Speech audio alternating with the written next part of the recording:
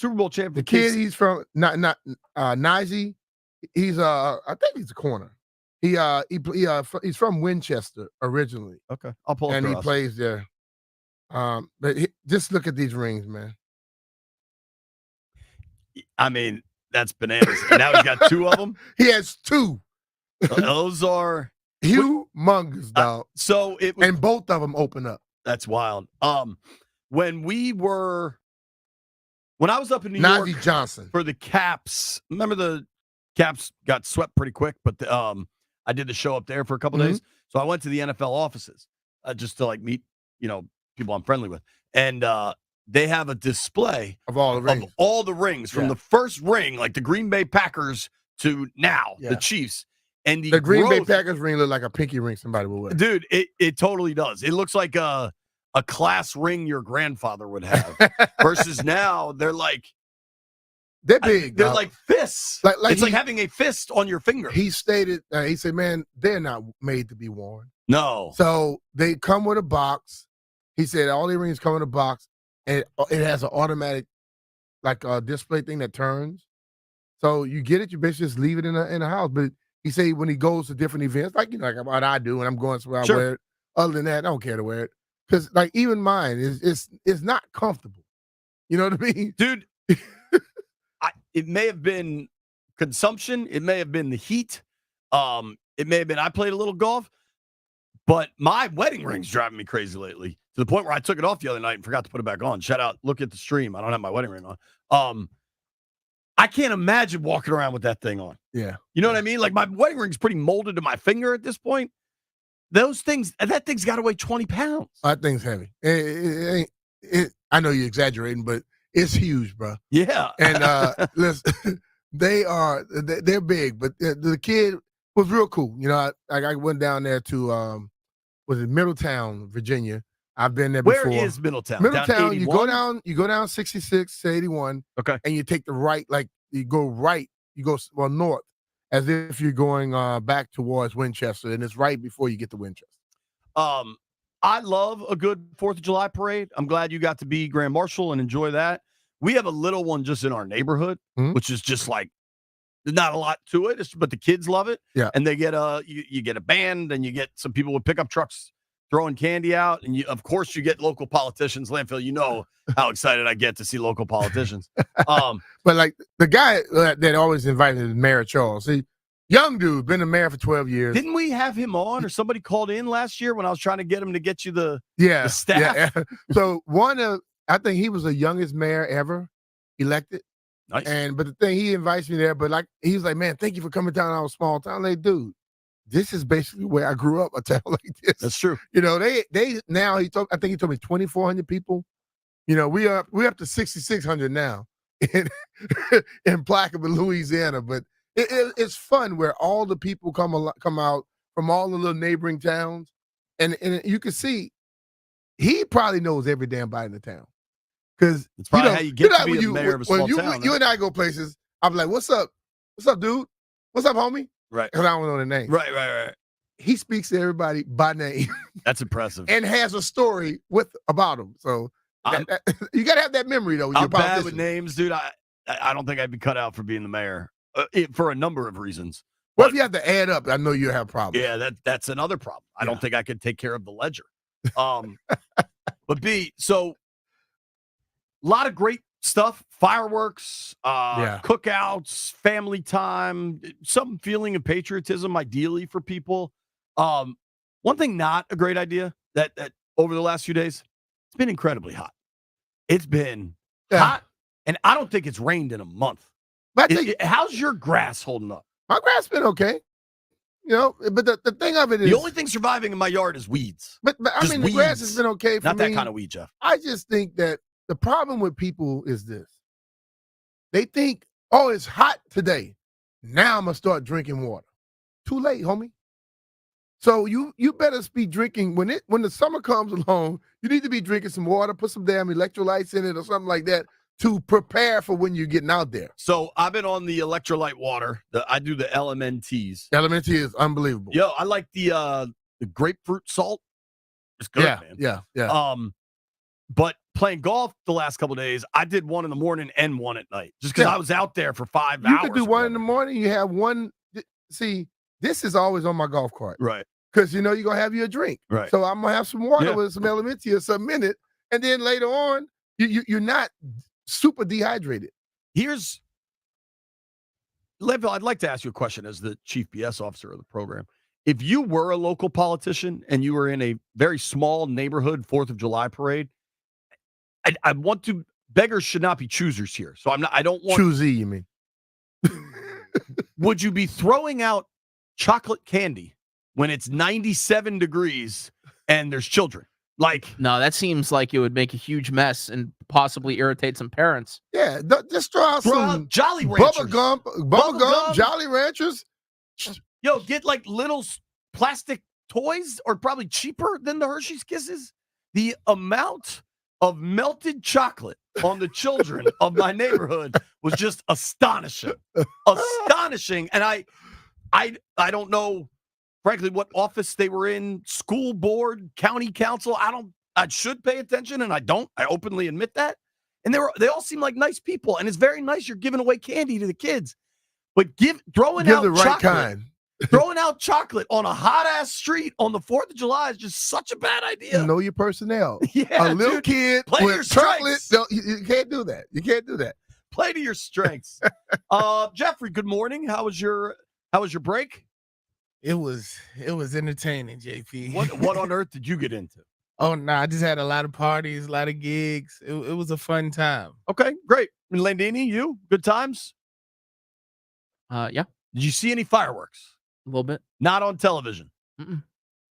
Did you light any fireworks? I did not. I'm gonna tell you, I heard the loudest fireworks ever from Sammy's. Oh, I was at my boy Sammy's house. He let him off, and yeah, I think his nephew might have gone up to Pennsylvania to get those. Well, there's the West Virginia store, and too. They sounded like they were putting off cannons. So I have a legitimate question, because I think I'm going to be honest. There's this little. I don't know how legal it is, but every year from June 30th to July 5th, you could buy fireworks on Wisconsin Avenue in D.C. There's a little store. I'm not going to make it hotter than that. I would think it's legal. If it's there every year and they sell. If you know where the Popeyes is, it's across the street. What is the legality of fireworks in Virginia? Yeah, they can be let off, but certain can ones. They? Yeah, certain ones I don't think you can. Jeff, see, I'm telling you, I think. I think it's one of the few cool things our government, local, state, federal, whoever they are, is just kind of cool about. I think the week around the 4th, July 1st through July 7th, I just let people live. Well, I don't know if they let people live, but they have to be concerned about more stuff than just people popping fireworks. Because, I remember being especially if you read some of the stories from this week. I was over in Laurel, Maryland area one year, and the guy was popping them. The next door to the house I was at, and all of a sudden the police officer showed up. So I would say he couldn't pop them then, right? But in Virginia, man, it's all kind of things. Now in Louisiana, you might hear boom, you that sounds like a gun. It probably was. Somebody shot a shotgun in the air, and then also all the pedal coming down out the sky. They did all kind of crazy stuff down there. Here's what I know. Speaking hypothetically, Landfill, if any lawyers call in, let's be clear, this is all hypothetical. Hypothetically, the Nationals won the World Series in 2019, correct? And hypothetically, somebody might have watched that with a bunch of his friends, and hypothetically shot some fireworks off after the Nationals won the World Series. Yeah. And hypothetically, some neighbors might have called the police. Hypothetically. Yeah. But on July 3rd, I had one little firework that hypothetically I set off for my daughters to watch. You got to learn how to tell stories. You can't say hypothetically. Well, I said, hypothetically. No, you just told don't ever get in trouble with JP. Clear, you'll be locked up. I made clear this is all hypothetical, lest the lawyers be calling, right? Okay. But July 3rd, lit the firework off for the girls, hypothetically, and everything was cool. Everybody was cool with it.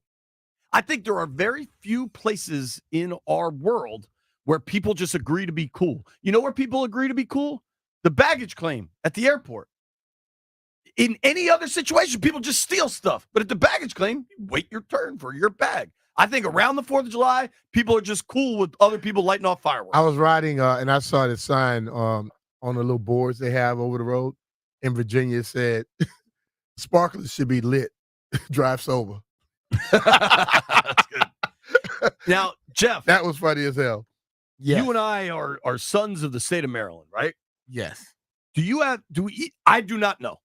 Do you know the legality of fireworks in the great state of Maryland? No, but I do know only pop them around the 4th of July. Right. No I other think people time. are just cool with it around the 4th. That's the only way you get away with it.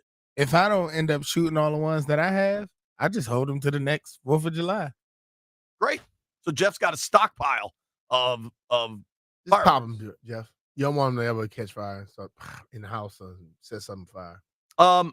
Possibility. I have a funny golf story. Maybe I'll share that for you later, B. Or maybe I'll just tell you. But we got to get to something that's annoying. And I want to open the phones. We don't normally do this early on a Monday. You and I texted about this last night. I texted with some folks about this last night. There comes a point, like, I'm 42 years old. I've had a lot of friends over the course of my life. But at some point, with some friends, you realize, like, this friendship isn't helping me. Like, this friendship, and it doesn't necessarily mean somebody's a bad person or anything, but, like, life is about choices, and at some point you got to choose yourself or at least be eyes wide open to what is going on. You got to know your personnel, as I stated earlier. Yeah. You got to know who to share what with.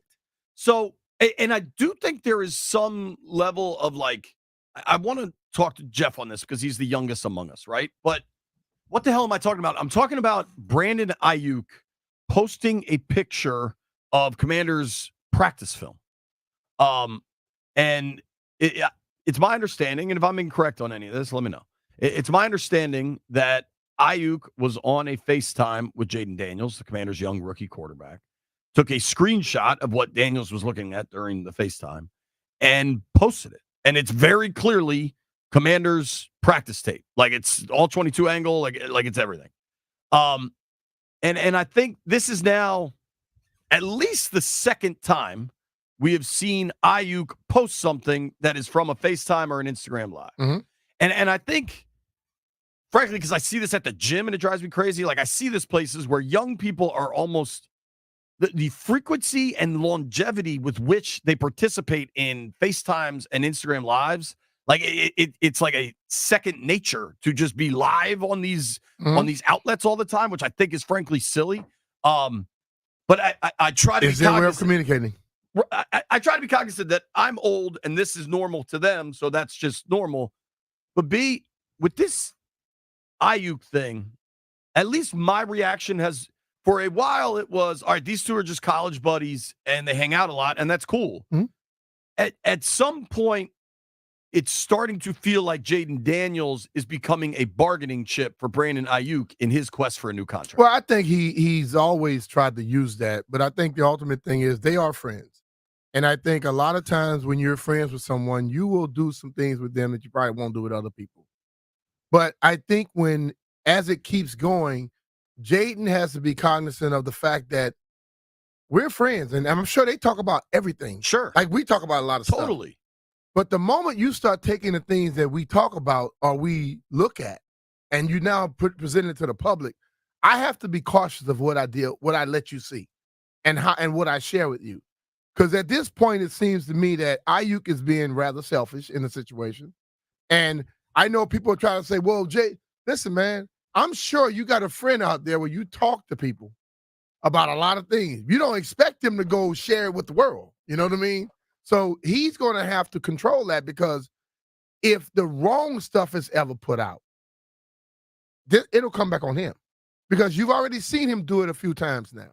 If I were to ever have a conversation, I'd say, look, man, you need to tell him, do not do this or do that. Because I'm not going to sit here and act like I've never watched film with somebody that might play on another team. We watch the film because I want him to tell me what he sees, and I'm trying to tell him what I see, because we're still friends. We're helping each other out. So I think the ultimate thing, that's not a problem. But the mere fact that it seems that everything that Jaden shares and talks to him about, he wants to present to the public. And I think, in essence, it's not going to help him because it comes down to, and let's be real, Jaden is trying to make his own way right now. I don't need a weight on me when I'm trying to make my own way. I totally agree. And I think it's just, we've said throughout this process, we believe Aiyuk these are all just negotiation tactics. And at a certain point, and you and I have been in this situation where we feel like we're brought into something that somebody is using us to get what they want. Yeah. And there's times where that's okay. Maybe there's a mutual benefit or it's your good friend and you're happy to help, right? Like there's times where you're happy to help. But there's a time where it goes on too long and it becomes too much. And I just, like, that wasn't a mistake. You know what I mean? That wasn't oh, dude, I never would have realized that was a big deal. He's purposely doing stuff because he's trying to present himself in a certain light, and he's trying to present himself with some strength. But let's be real. Your friend just got drafted. Yes, number 2. There's a lot of pressure on any quarterback in D.C. And on top of it, you're now taking everything that you all done, and you putting extra stress on him because now he's got to be asked about this dumb stuff. So he needs to just back off a little bit or just say, whatever Jaden and I discuss, I'll keep it to myself. That'll be the smart thing to do. Absolutely. Is it time to stop the Brandon Aiyuk conversation? I want to talk to Jeff. Maybe there's something I'm missing from a younger man's perspective. I throughout this process, I've thought this was a contractual thing and it'll play out. I'm at the point now, B. I don't know if I'm Adam Peters, if I'm Dan Quinn, if I'm Cliff Kingsbury, and I understand that is a very simple set in June or whenever that was from. I'm out. How can you trust this dude? Trust who? Aiyuk. How could you possibly contemplate giving him $28 million? Hey, man, I don't think that has nothing to do with his level of play. Here's what we're going to do. We're going to open the phone lines to talk Brandon Aiyuk. 800-636-1067.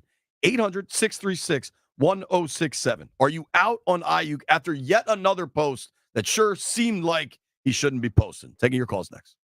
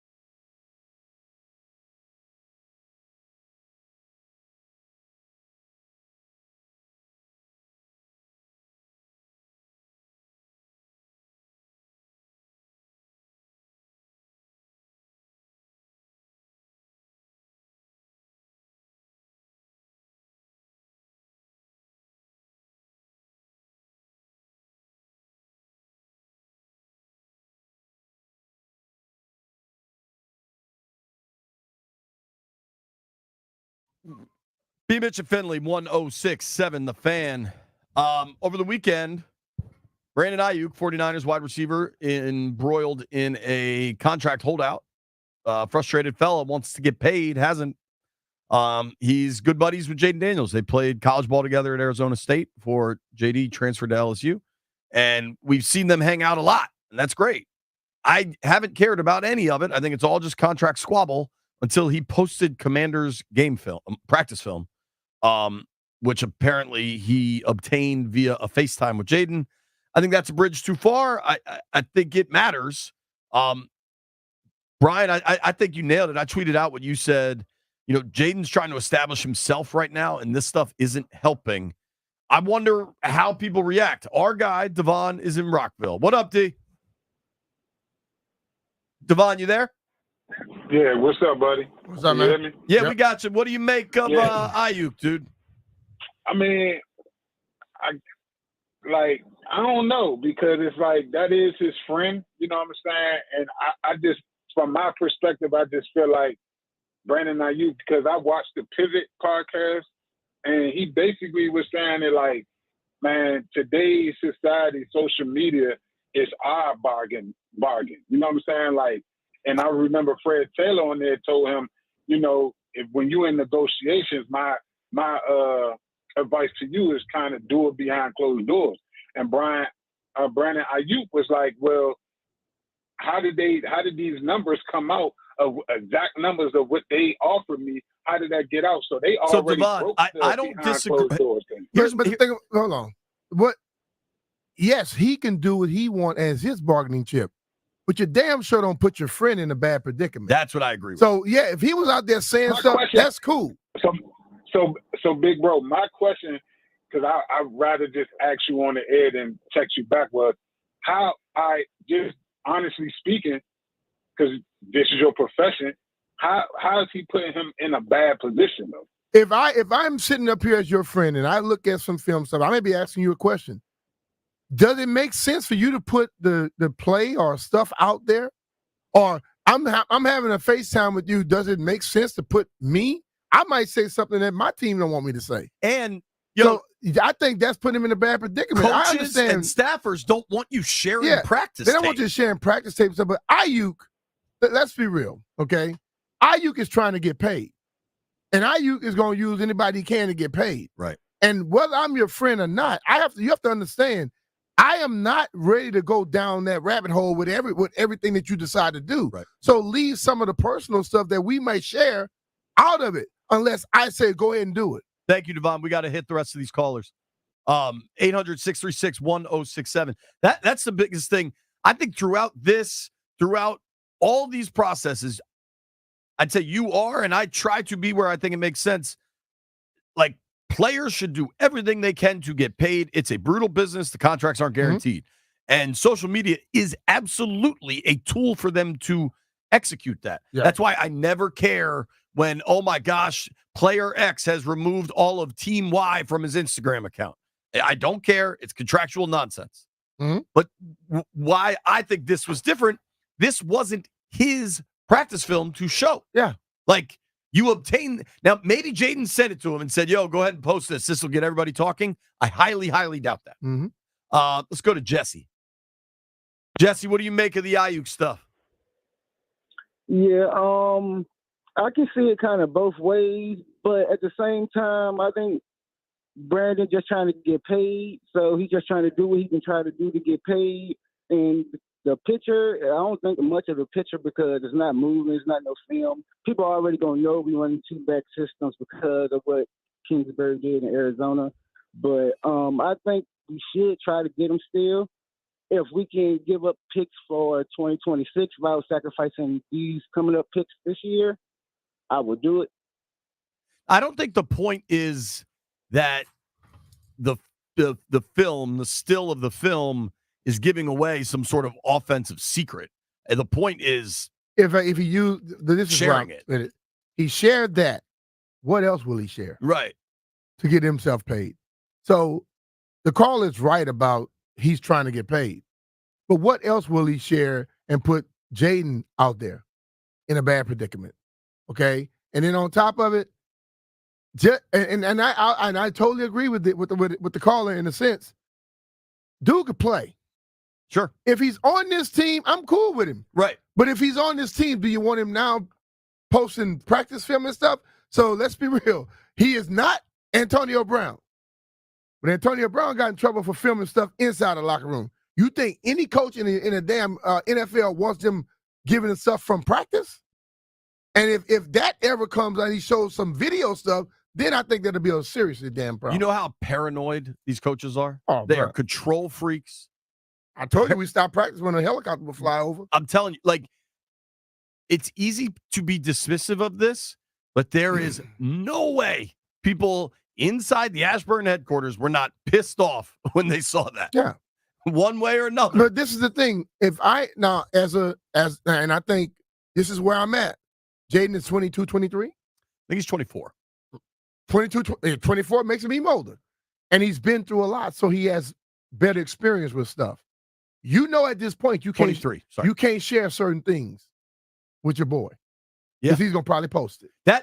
What I want and eventually I'm gonna start blaming Aiyuk.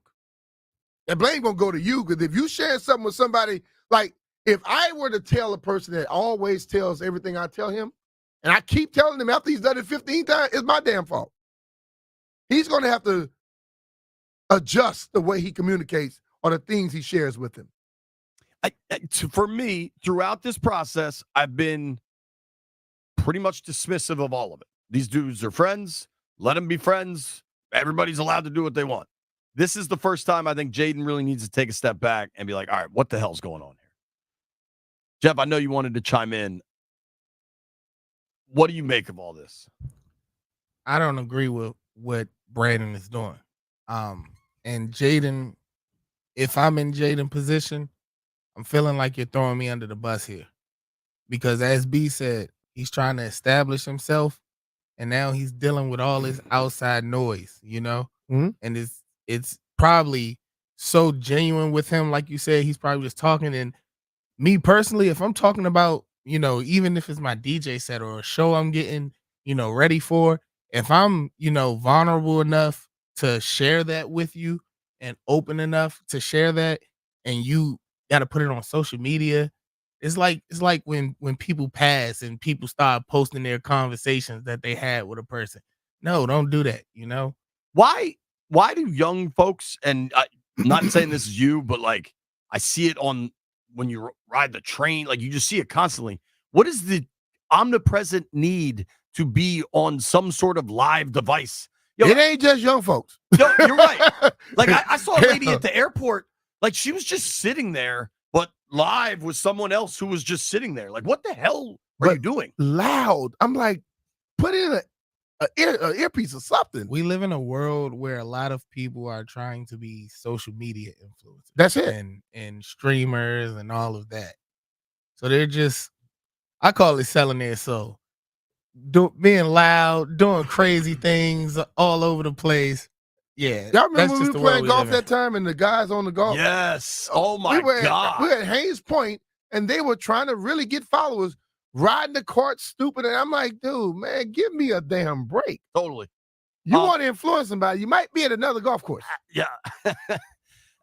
There are a lot of things I like to have influence when I'm on the golf course, but content is not one of them. I like to be under the influence. But it's gotten to a point now where it's society. It's not young. I can't much say young people anymore. You're right. Because I have seen people I know way older than me, and they are posting and doing, and bruh, I know people I grew up with. And I'm like, damn, do you have a job? Because they're trying their best to do something, and then when all of a sudden, when everybody know all your business, then they're mad. Right. Well, you posted it for them every damn day.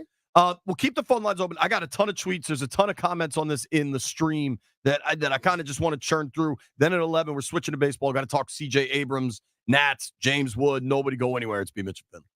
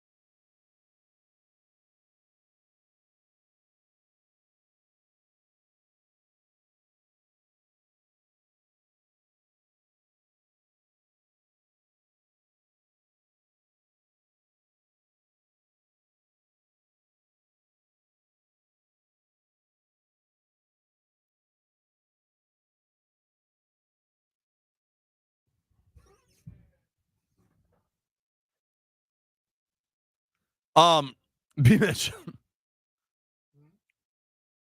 Let's put a pin in this. Apparently Doug Kammerer's air conditioner broke. We gotta investigate that. Right now, what we're investigating. I can tell you, like I said, he better call somebody. he better call Rude. Yeah, man. Call somebody. Here's who needs to get called is Brandon Aiyuk. He needs to get called and told, put your freaking phone down.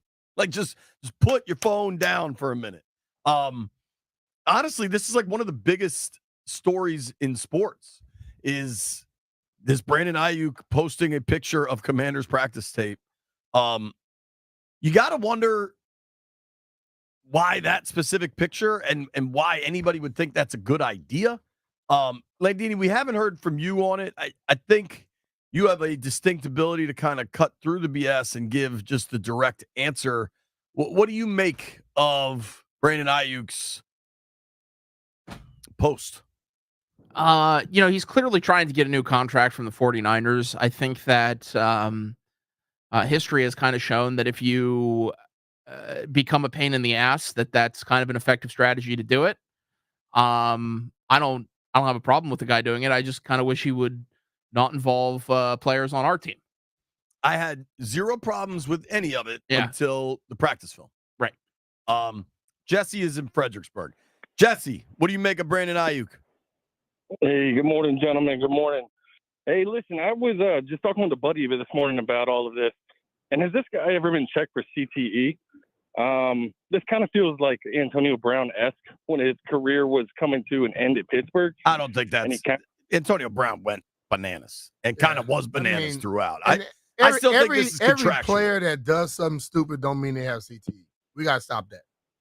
I know it's a serious thing. It's a serious thing, but that's in a sense making an excuse for somebody being stupid.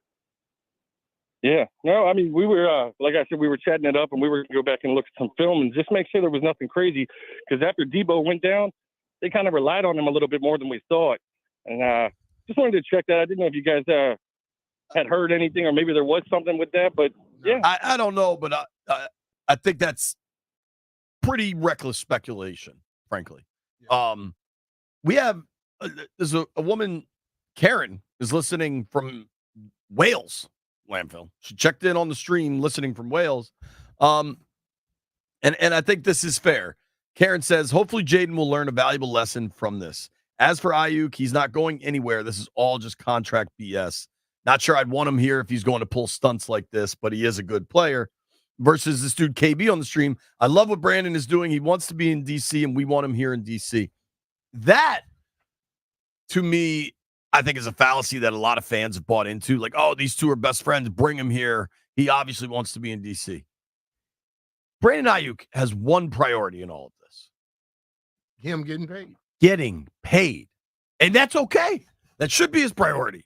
But I think we'd be better served understanding that and not thinking this is about, oh, man, he loves burgundy and gold. Or so, you know what I mean? Like he said he could end up at the Steelers or Washington. You know where he wants to end up? Whichever one offer him the most money. But but with players, with a lot of these fans have to understand, you can think how you wish. You know what's the most loyal color people are to? Green. How much they getting paid? It's not just I just want to come here. He's friends with Jaden Daniels. But he'll quickly be friends with Russell Wilson if the Steelers gave him more money.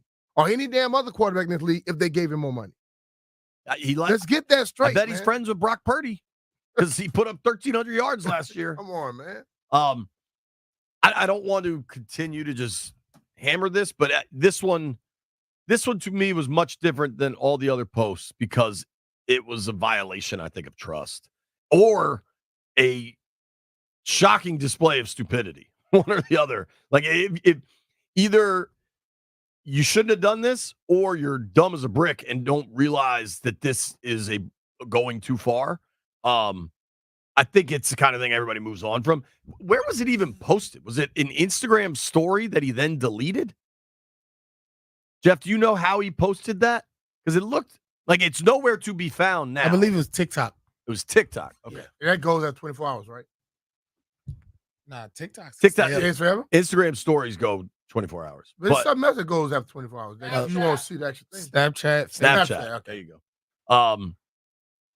I think Aiyuk should use all the tools at his disposal to get paid, and that includes his TikTok and whatever else he wants to do. I think doing this doesn't help the guy you're supposedly friends with and supposedly care about. Landfill did send something that perhaps is more interesting. I don't want to ignore. There's no call. Okay. We got Big Ray Brown listening to us. Is he from Scottsdale? No, he came to move his daughter. He's driving to Atlanta, moving to Atlanta. He said he's listening to us right now. From where? From here. She was living here. She was living here, and now she's moving to Atlanta? Yeah. Awesome. What's up, Ray? Ray Brown, it was one of the most spectacular athletic feats I've ever seen. Brian was in a state that I had only seen him in that day. See, the state of Arizona. Brandon Aiyuk right here. You were in the state of Arizona. JP Philly is Brandon Aiyuk. I had never seen you in the state of Arizona. Ray Brown was able to single-handedly lift and push a golf cart out of a ditch. It was one of the most impressive things I've ever seen in my life. Ray is a big, strong man, and I mean, imagine like how I would pick up a jug of water. Like that's how Ray handled the golf cart. It was shocking. Oh man, I got to tell you that I'm a little nervous about something. I know how good Bobby Wagner has been. I know how bad the linebackers have been in Washington for some time. Mm-hmm. The Commanders are starting to get so much love about their linebacker position. Landfill sent me this, the top 20 linebackers in the NFL, right? I don't think there's much of a surprise who's at the top. It's Fred Warner. Mm-hmm. Then Roquan with the Ravens, Demario Davis from the Saints. We did one of these while you were going on Landfill, and didn't Washington linebacker core, it was higher than 49ers, I thought. There was one list that had them as the top linebacker core in the NFL. All right, so Bobby Wagner, they check in at number 9 as far as best linebackers in the NFL. Frankie Louvu makes this list. Now, this is from CBSSports.com. Louvu makes this list at 17. Okay. I think Louvu could be a really versatile piece. Dan Quinn talked about how much he's enjoyed coaching him in their brief time together. Maybe this is an inverted Stockholm Syndrome version of Ashburn Syndrome.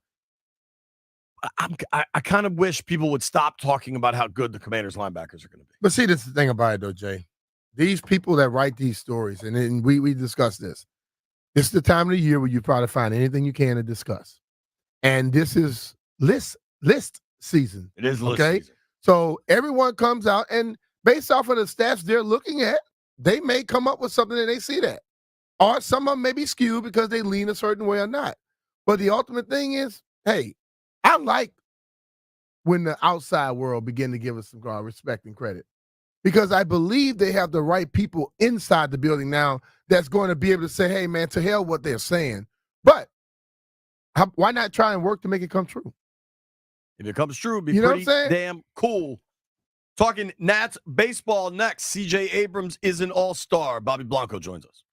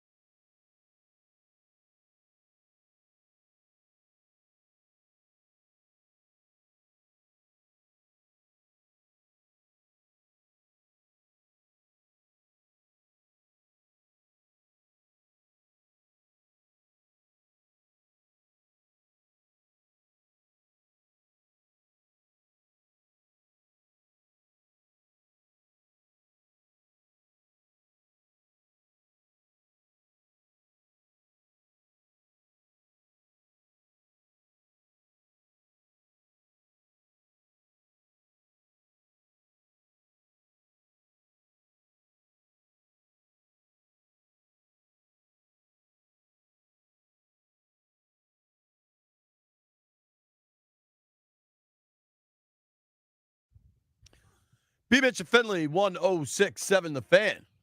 Got Wimbledon on, B. I watched a little bit of that. I watched some Wimbledon. I watched some soccer. I watched some Tour de France. I watched a lot of baseball.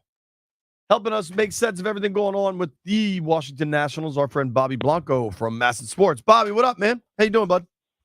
Hey, JP, what's going on? And good to be back on with you. And Eagles great Brian Mitchell? What the heck is that?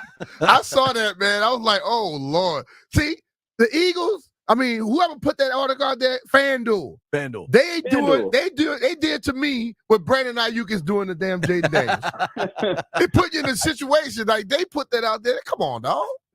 I got to say, as someone who grew up loving you and being a huge fan of you in the burgundy and gold, it really, really grinds my gears to see an Eagles logo next to your name on that list. That was, I saw that. I said, oh, this is going to cause trouble.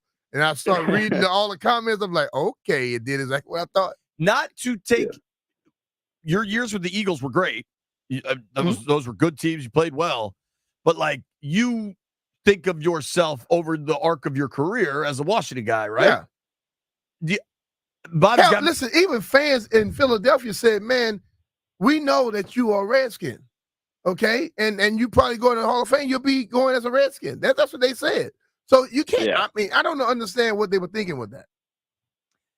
And hell, I'm right here in D.C. reading FanDuel stuff all the time, and they put that out there. Well, but they trying to put me in a bad predicament? A lot of people suggested this as a kind of conspiracy theory, that they didn't want to have to post the Redskins logo. Put W then. That's what I said. Just put the W up. Yeah. Put the W up, yeah. I just think that's a complete oversight. I couldn't believe my eyes. Sometimes, though, with the gambling social media stuff, they're trying to gain, traction and get a reaction, and I think that did. I know I tweeted it, and plenty of other people did. So I saw it. Believe me, I read a lot of comments. I mean, you got a reaction out of me for sure. the tweet I posted, I quoted it and said, "On what planet does B. Mitch get listed as an Eagle?" 93,000 people, apparently 96,000 people saw just mine, and I love Jeff responded. He was like, I was literally about to send this to the group chat. All right. Let's talk some baseball, Bobby. CJ Abrams, first ever All-Star appearance. I think it's well-deserved. How happy was everybody in the clubhouse for him? Yeah, you saw the videos the Nationals post on social media. I mean, they do a really good job of allowing the cameras for their social media team into that locker room for moments like that. And Davey Martinez does a great job of, making announcements so the whole team gets to celebrate with their All-Star. This year it's CJ Abrams. Like you said, he deserves it. I did think he was going to be an odd man out because the All-Star selection is such a popularity contest. And, while we know him as like the future face of this franchise here in DC, maybe some other fans across the country haven't quite gotten to know CJ Abrams like we have just yet. So I was kind of worried that he might get squeezed out, but nope, he got in there. And he's going to be representing this team who is, becoming, a more winning team. They're getting back on track. I think that is a tribute to how well this team is being played, that their young shortstop is going to be at the All-Star game representing them, and not just, a reliever just because the rules say every team has to have one. No, this young face of the franchise coming over from the biggest trade in baseball history is going to be the face that, wears a curly W on the hat on the field at the All-Star game. So I think that's really cool. Well-deserved by CJ. Everyone was super excited for him. I know he's really excited to head to Arlington and be a part of the festivities. It's a special week, especially for your first time. You got to say Texas, dude. You say he's heading to Arlington. People think he's going to Don Tito's. I know Arlington, Texas. But it's like they have CJ. He's like the guy leading the way, but they have a lot of young talent on this baseball team. And when I look at it, I understand that they are not where everyone wants them to be. And they may be a little ahead, but they have these little roller coaster rides they go on. They get down sometimes, but they're back up. How does the future look to you? Yeah, I think it looks great. I mean, JP saying that he watched a lot of baseball this week, and I'm assuming that's a large part due to James Wood being up and playing well. Yeah. Local kid, started his high school career at St. John's, grew up in Olney. So I think a lot of local fans are tuning in and watching this Saturday night. Yeah. And yeah, I hit his first home run, driving the game-winning run on Wednesday. I mean, he had a huge weekend. And I know the Nationals have been kind of splitting these 4-game series against the Mets and the Cardinals. They can finish up today against the Cards. But, I think it looks good. With James up now and performing the way he is, I mean, he's going to have ups and downs too. Everyone does. Yeah. But how he hit the ground running this week, I think, is a great sign. You add to the fact that CJ is being added to the All-Star game. You add the fact that Jake Irvin has become one of the most dominant pitchers in the National League right now. He's probably deserving of an All-Star selection as well. He could maybe get in later this week. Same with Kyle Finnegan. I mean, it is the main contributors to how when this team wins is those young guys, right? Mm-hmm. It's Wood, it's Abrams, it's Young, and now in the rotation it's Mackenzie Gore, it's Jake Irvin, it's those guys. So yeah, I think that's a great sign when you add all that stuff together, and hopefully they can finish this first half strong. They got another game against the Cardinals today. Then they got 3 games in New York against the Mets, and then they head to Milwaukee before the All-Star break. So, I mean, those are some tough competition. We just saw them struggle against the Mets last week. And then, the Brewers are, a division leader. So, that's a tough way to end the schedule without a day off. If they finish strong, that sets them up pretty nicely for the second half. So where I maintain that they should be sellers. I'm not interested in chasing the 8th wild card spot or however many there are now, right? They're now 6 games under 500. Like it's not getting away from them, but I think some of the bullpen struggles have kind of started to happen now, especially last week. As an organization, though, in the rebuild, especially, you've got Cruz out there now. Like, where are they on a track to being the competitive, real contending team we saw for roughly 8-10 years? Yeah, I think, the next coming weeks will be pretty telling on how close or not they are. I mean, when it comes to – so, now that James is already up, the next big headline, the big storyline for me at least, is what they do at the trade deadline. And, I think I don't see them being buyers. Like you mentioned, they're under 500. I could see them being sellers, but what I think what's most likely going to happen is they're going to stand pat. Maybe trade off one piece. Because we're seeing Rizzo, DFAing Nick Senzel, DFAing Eddie Rosario last week, getting rid of Victor Robles earlier this year. They are not afraid to kind of part ways with some of these aging veterans on 1-year deals and bringing up young guys to replace them to give them more major league experience. So as they continue to do that, you're losing essentially trade chips. Like, Rosario and Senzel were ideally going to be trade chips this year. They didn't work out. So, okay, well, let's just have a young guy come up and take their spots and get some more reps up here in the major league. So I think what they're likely going to do is stand pat, and they're going to continue to see young guys come up and make an impact on the major league level. And that'll give us a good idea of how close they are entering next year. I think next year you're going to be looking at, and also this is a big offseason too. Like if they finish this season well, around 500, maybe a game or 2 above it, I think this is offseason is a time for Rizzo to go out, get a veteran starting pitcher to lead this rotation, maybe add another veteran like DH, first baseman type bat, and head into next year looking really to compete and get back into a hunt for October. Yeah, I mean, you'd like to see how real do we think this staff is? Gore's obviously real. I mean, he's a prize blue chip prospect. I think Irvin and I'd argue Parker have shown a lot. The kid Hers had an outrageous outing the other night. Like, how real is this staff?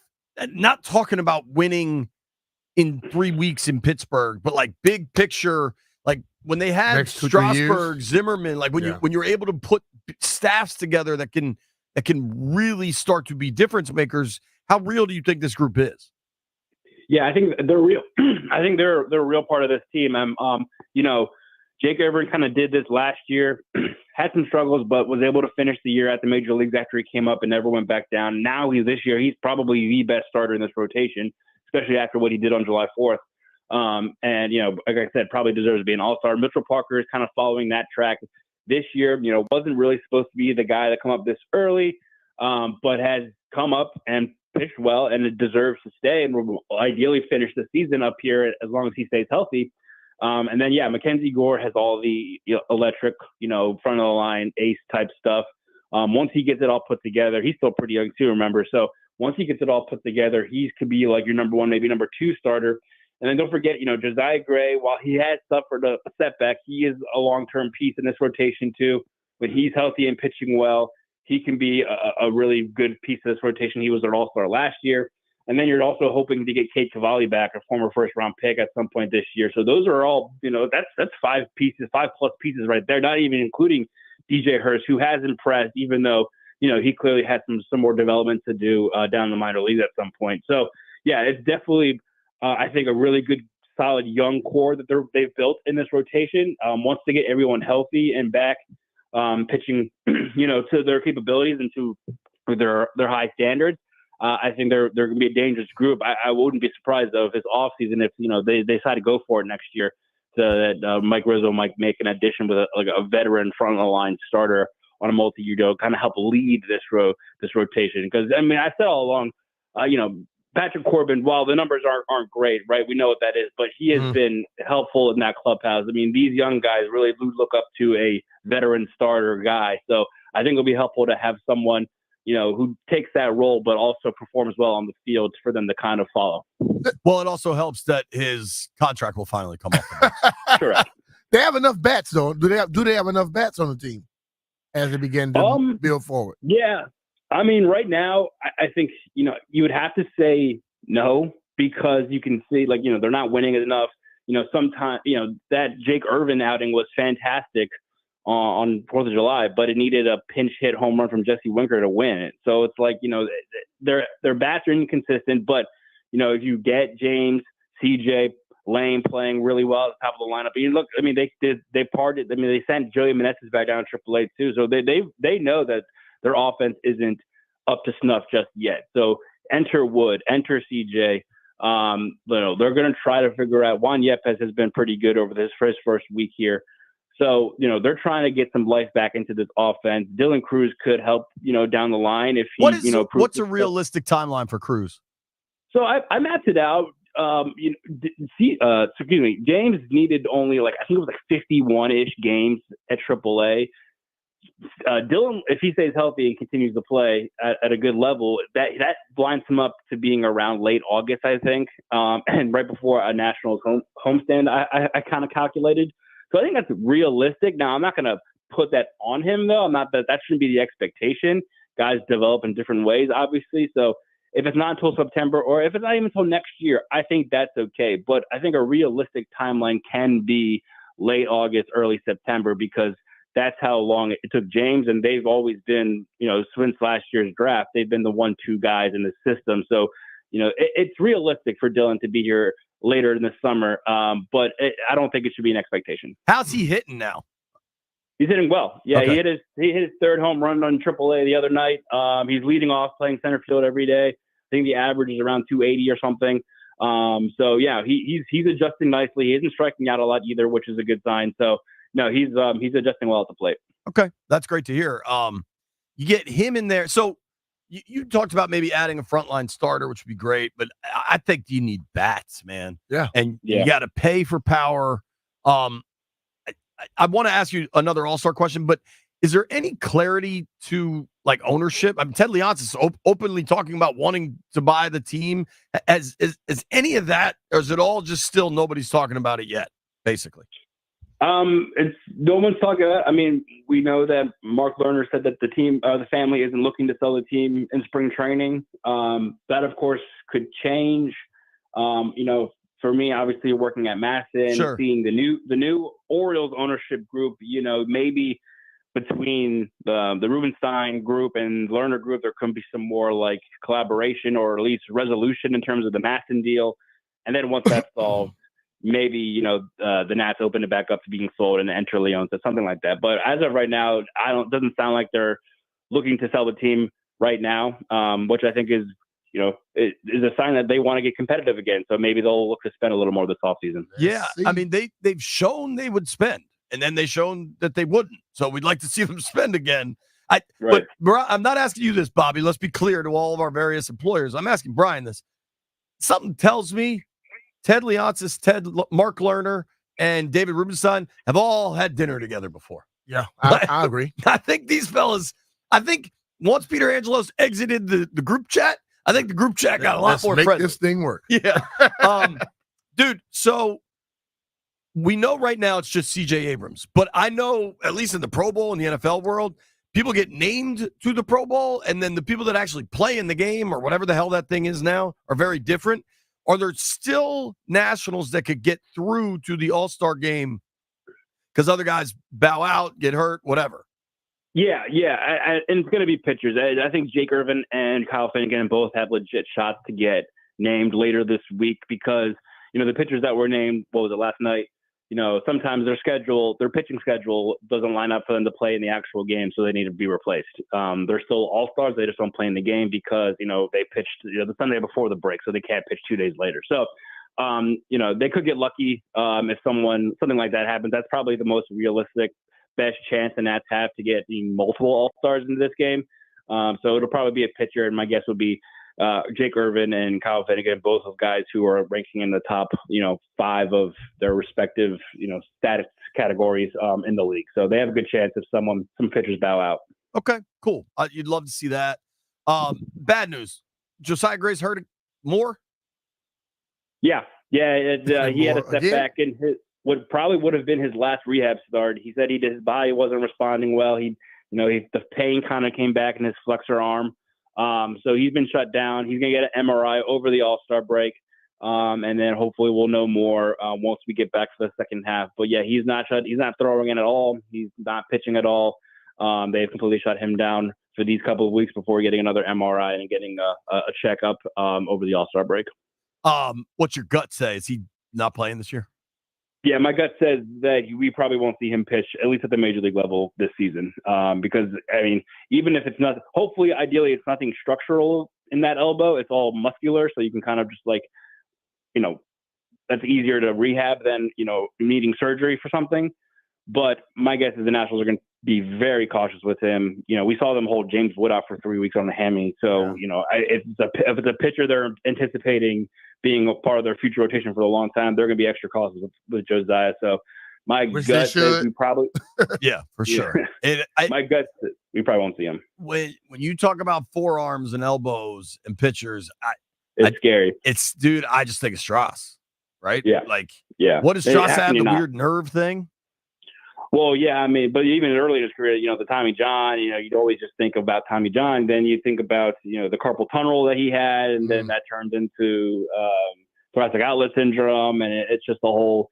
Yeah, it's scary. It could be dangerous. So they're definitely going to take it easy with him. And you know what? The other thing, to be quite frank, they don't really need him back this year, right? Because these other guys have stepped up so well. Yeah. So that's kind of a good thing. That's not a shot at Josiah, that's just the fact. So he can take his time, get healthy, and hopefully be full systems go next year. A little bit of a luxury there, yeah. Bobby, I need you to text me when the Pirates are coming to town if I can go see that kid Skeens. I really want to.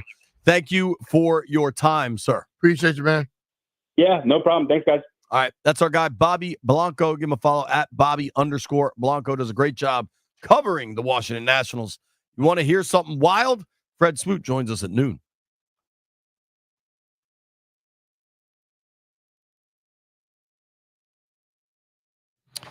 The Washington Capitals are promoting Chris Patrick to Senior Vice President and General Manager. Brian McClellan to oversee hockey operations as president. Patrick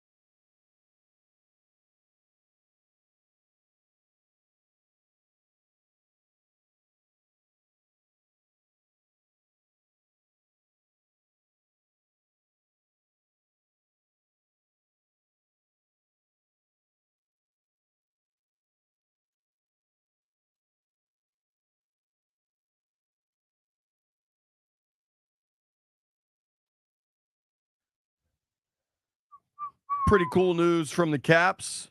Yeah. Chris Patrick. I mean, his father's been with the organization forever, getting promoted to GM, but that doesn't mean BMAC's going anywhere. That's cool. The Caps run a good operation. Dick Patrick's run that thing for decades and done a hell of a job. So I think you can be excited by that. One thing that's pretty interesting, I've gone repeatedly talking about, and it's an arbitrary number that I've pulled out of thin air. I recognize that, right? Uh-huh. But nobody in Washington has thrown for 30 touchdowns since Sonny Jurgensen. Yeah. Like they didn't That's have a long time ago. color TV, right? So you don't have to be an NFL historian to be aware that the Washington franchise, outside of Sonny, I would include Theismann, hasn't had Sammy Baugh, should you choose to go back close to 100 years. Like the quarterback position, this hasn't been Green Bay, where it was Bart Starr and Brett Favre and Aaron Rodgers. This hasn't been San Francisco. This has been a lot of times, even when this team was at its best, there were flaws at the quarterback position. And what else we know now is that quarterbacking in the NFL now, guys just throw the ball way more than they ever did. Oh, yeah. That's what the whole game is now. Like, and the rules are set up for them to be successful at it. 100%. So it's pretty remarkable when you get into kind of the record books of stuff and you look at career passing yards for Commanders quarterbacks, right? And then you compare them to like NFL all-time passing leaders. They're way back. Well, dude, these records are getting broken constantly. Tom Brady just concluded his career, right? Threw for almost 90,000 yards, 89,000 yards. Drew Brees had the record prior to Brady with 80,000. Peyton, 71,000. Brett Favre, that's pretty impressive because Favre played in an era where offenses were way more balanced and defenses were able to do a lot more. Favre threw for 71,000 yards. Yeah. So Favre, Manning, Brees, Brady, the only ones over 70. Brees and Brady, the only ones over 80,000 yards. I mean, those are crazy. A lot of damn yards. A lot of damn yards.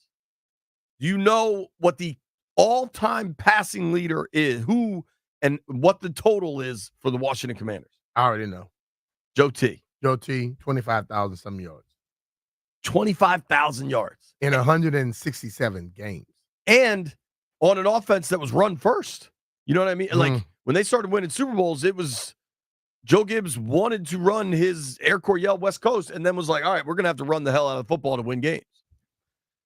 So Joe T, very impressive. All-time passing yards leader. How many yards per game you think that was? 25,000 and 100. There's no way I'll be able to do this. 25,000 divided by, I don't know. Damn. 150 yards per game? Not Sonny a lot. passed for 167 per game. Sonny was that dude.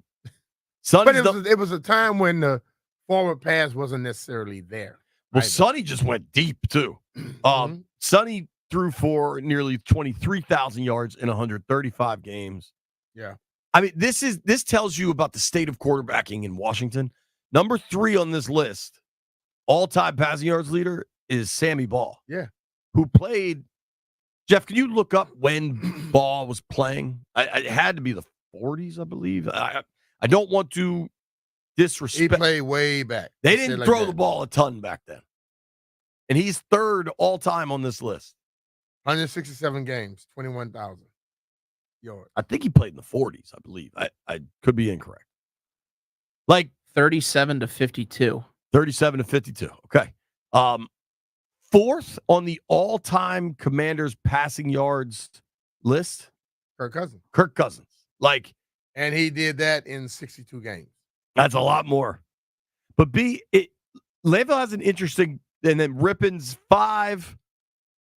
Billy Kilmer is 261 yards per game. Yeah, it's a lot more. Billy Kilmer at 6. Like, Jason Campbell's on this list. And I love JC, but he didn't have the most decorated career here in Washington. He was hurt. They were constantly churning through coordinators. Your boy Gus Farrat Norm Snead. Lincoln, what was your favorite Norm Snead highlight?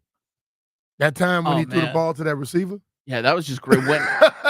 When he threw the ball to Jones that one time, I love that. RG3 checks in at 10th overall in passing yards, Wow. 8,097 passing yards in 37 games. But Le'Veon's got an interesting question, and we can just play the numbers out, right? Yeah. The leader is Joe Theismann with 25,000 yards. Yeah.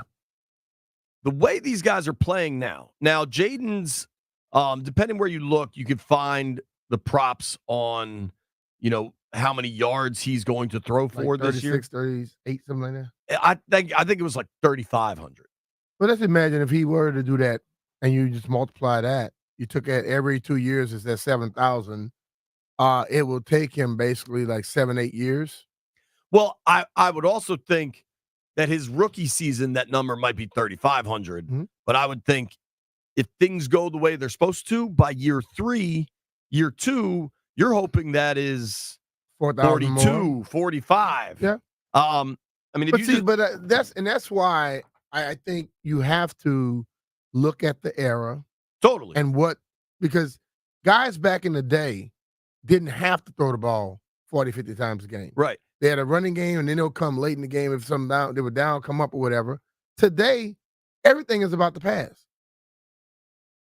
I mean, you had 3 guys last year go over 4,500 yards. Kirk, when he was here, damn near had a 5,000-yard season. Mm-hmm. Still not 30 touchdowns. But, you have 10 quarterbacks over 4,000 yards, and passing numbers last year were actually down a little. Mm-hmm. So, I think for Jaden,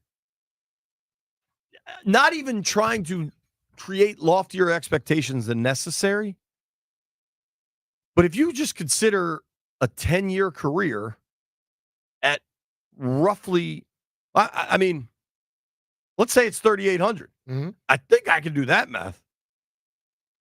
Right? Wouldn't that be what? I think even I can do that 10 math. year at 3,800? Wouldn't that be 38,000 yards? Yeah. Like, if you didn't get that one, Jay, I would really just take your degree. Like, I think when you want to discuss, could Jaden Daniels make the Commanders' all-time passing yards list? Yes. I think he could be. Dude, RG3's on this thing with 8,000 yards, 8,097 yards. Mm-hmm. It's entirely possible Jaden Daniels surpasses that in 2 years. Just 17-game season, so you got one more crack at it. Mm-hmm.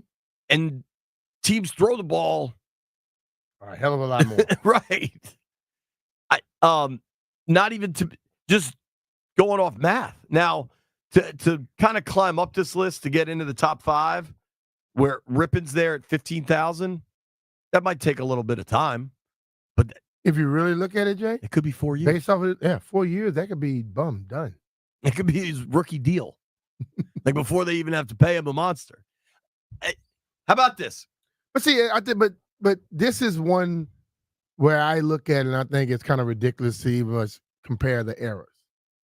Because guys today are averaging more yards passing per game than teams average total yards in games back then. And a quarterback, receiver can't be touched. You got to let him, can't touch him after 5 yards, all that. Back then, they will run down the field hanging on to you, and nobody called anything. So it's kind of like, it's like when we talk about the eras, this is one where you have to look at the era and say what area he played in. Because you look at Tom's yards compared to the best of the best from 1960, and you think that dude shouldn't have been on the football field. Yeah, but the thing with Tom is he started when, like, Brady. He started in the 90s. No, 2000, but they had started. Defenses were still playing for half of Brady's career. They were still playing, but they weren't playing like they were playing back then. Sure. You watch any Mel Blunt tape. You watch, if you watch, what's my man named Lester Hayes, watch his tape. When the guy starts the game with a white jersey and ends up in his brown. Right. Because he was putting the stickum all over him. Yeah, if you look at Brady's yards per game over the course of his career, over a 22-year career, that rookie season, or I guess he wasn't a rookie, his second year when he came in after Bledsoe got hurt, we all know the story. He averaged $190 a game in the air. versus you go to the Super Bowl they won in Tampa in 21. He was averaging 312 per game in the air. Big difference. Yeah, his career average for Brady, a guy with a 2-decade career that really, I think, covered a large portion of the NFL modernization. Mm-hmm. He averaged about 266. Mm-hmm. Who do we think is just a straight up? I don't mean this disrespectful, but like just an average quarterback. Give me an average quarterback, Landfill. Goff. Jared Goff. I think He's you sleep above on average. Goff, dude. He's way above average. Let's just look at Howell. Howell last season got 17 starts. Now, he was pulled in 2 games, but he got 17 starts. He threw for 3,946 yards. If he finished the 2 games, he'd probably be at 4,000. Mm-hmm. Howell last year throws for 4,000.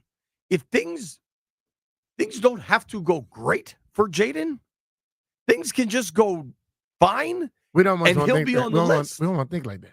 I'm with you. I want it to go great. I'm just saying from a numerical I don't want him. statistical I don't want him to just be on the list because our list is kind of lethargic. Yeah. I want him to be on the list because he was that dude. I have a Norm Snead trivia question for you. Okay. He was the Redskins starting quarterback for 44 games. How many interceptions do you think he threw? 44. I think it's more. I think it's 44. 60. 71. Now, they used to throw a lot of picks back in the day, but damn, dog. Damn. So we're out here besmirching. How many touchdowns did he throw? Give me a second here. 1. No. In 44 games 38. with the Redskins, he threw 46. It looks like 46 to 71. Yeah, 46 to 71. Not great. How does he get to start for 6 years? 3 years. Okay, man, that's a lot of picks in 3 years. They sucked during those 3 years. In case don't say. They were 1-12-1, 5-7-2, and 3-11. Woof. The opposite of Norm Snead, that's working with Crop Metcalf. Listen, it is hot as hell outside. You just walk down the street, you're aware of it. This is not the time of year. Like our dear friend Doug Kammerer, this is not the time of year you want your air conditioner on the fritz, man. Call Crop today. Get a $99 heating and cooling check from the 5-star experts at Crop Metcalf. That's right. For just $99, a Crop Metcalf 5-star technician will check both your home's heating and cooling system and ensure peace of mind today, no matter what the weather brings tomorrow. Call 1-800-GO-CROP or visit cropmetcalf.com.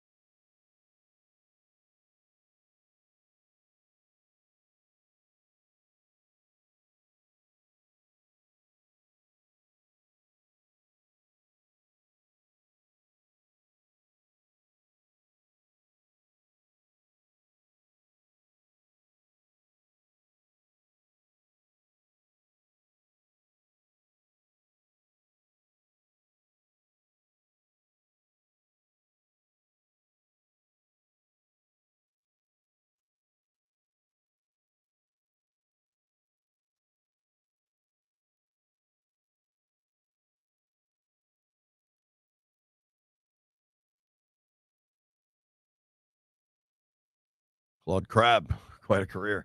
I did not expect a deep dive into Norm Snead's football history, but we just did it. And the best thing I can tell you about the Norm Snead era is that it resulted in Sonny Jurgensen coming to town. I think that's what we point to, because the statistics back in those days were very different than how they look now. Norm Snead completed 52% of his passes for his career. Yeah, but that was great back then. You know what's great right now? Caller number 10 wins 2 tickets to Dirty Heads and Slightly Stupid Friday, July 19th at Jiffy Lube Live. Tickets are on sale now. For tickets and more event info, visit thefandc.com/events.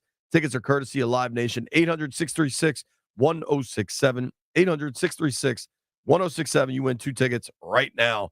Landville, the Dirty Heads and Slightly Stupid concert, I know what that's going to smell like. Yeah. All right, last Norm Snead fact, and then I promise I'm done. I'm here for Norm Snead content. You remember how we were pointing out how terrible he was when he was with the Redskins? Yeah. He made the Pro Bowl 2 out of 3 years. Something seems off. Were there fewer teams? But the thing is, we are comparing, we're comparing stats today with what was then. The stats then were not like they are today, so that's why he made the Pro Bowl. Everything was downfield. Yeah. No, everything went downfield. It was they run the ball, didn't take a chance. Right. And you're going to either complete it or not.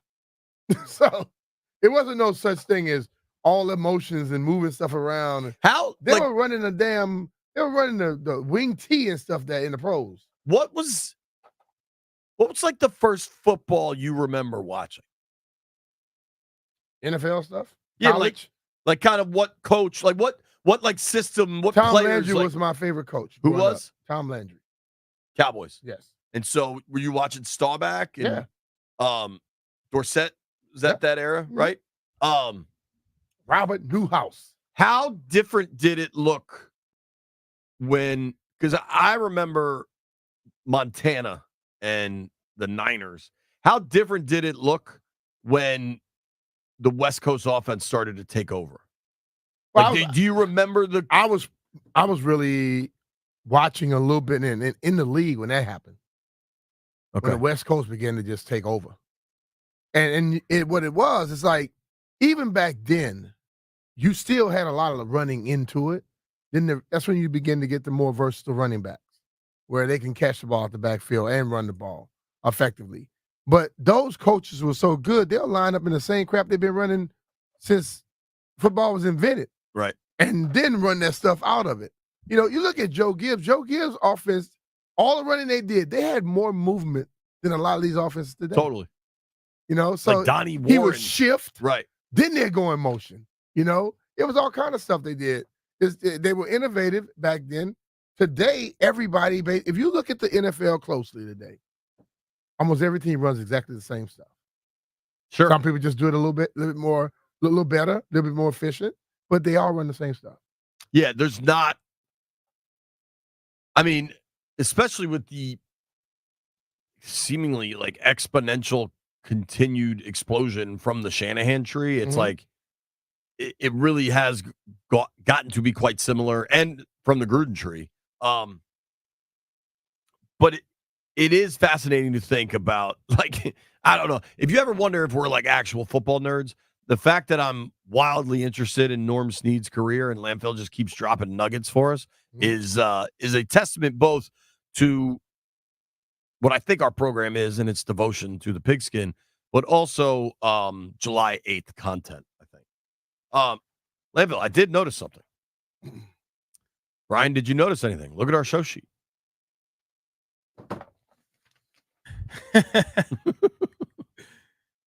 We ahead of the game, aren't we? Yeah. Landville, we get off early on Thursday, right? Landville's ready for it. Today is Monday, July 8th. Oh, he got Thursday, July 8th. Damn. Landville, you ready to go, huh? That is a joke that is only funny to the four of us. So sorry to all the folks listening and watching on this. They're laughing. Shocker.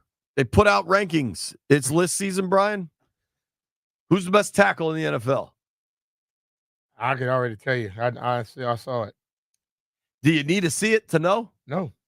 Trent Williams. Yeah. That is. And we just gave him away for a ham sandwich. I mean, granted, it had gotten so bad that I don't care. They could have, if they wanted to keep him, they could have. Believe me. Hopefully, they return the ham sandwich with Aiyuk. You're still in on Aiyuk? He's still trying to get it done. If we could get him for the ham sandwich that we gave Trent Williams up for, why not? Aiyuk's a good player, can help you on the field. I think that ship sailed at the draft. Yep. And I think it is sailing further away now. Oh yeah, it's definitely It might be Noah's Ark now. I also still and have repeatedly thought that he's just going to sign back with the Niners. I think that's going to happen. Unless he just gets to be a little too annoying for him. Yeah, that's going to happen too. Follow him on TikTok. Stay tuned. You never know what's coming next. Trent is the third highest paid tackle. Here's a real question. Trent's got to be, how old we got Trent, you think? 30? It's 30. He was drafted in 10, I believe. I would go 30, 34, 35. Offensive linemen play a long time, no doubt. Totally. He's 35, turns 36 next week. Okay. Mm-hmm. Has been more durable in San Fran than he was in Washington. But some of the time he missed in Washington wasn't injuries. Remember that, like the idiocy of suspending people for smoking weed. I'll never understand when for those dudes, it's legitimate pain purposes. He does miss a little time. Hasn't played a full. Let's be real, though, Jay. Don't just throw it out there. Today, we know that it could be used and done for that. A lot of them wasn't doing it for no pain back then. Fine. I don't care if you're just getting high because you like it or it's pain purposes. Whatever. Hey, Landfill raised his hand. Serious question for you, B. Trent turns 36 next week. Hasn't played a complete season in a long time, but he played 15 games last year. He's like a pitcher. When he's healthy, he's the best. If you had to make a move for Trent at 36, or you could get Tunsil, who turns 30 in August. I'll take Tunsil because I want the guy that's going to give me more time to be on the team. I think you got 10 years with Tunsil. Yeah. I think Trent. Isn't Tunsil the one that had the gas mask? Damn right. His career went way better than we all thought, didn't it? Maybe that was just a pain management issue, Brian. Things are about to get nuts. Stay tuned. Fred Smoot at high noon.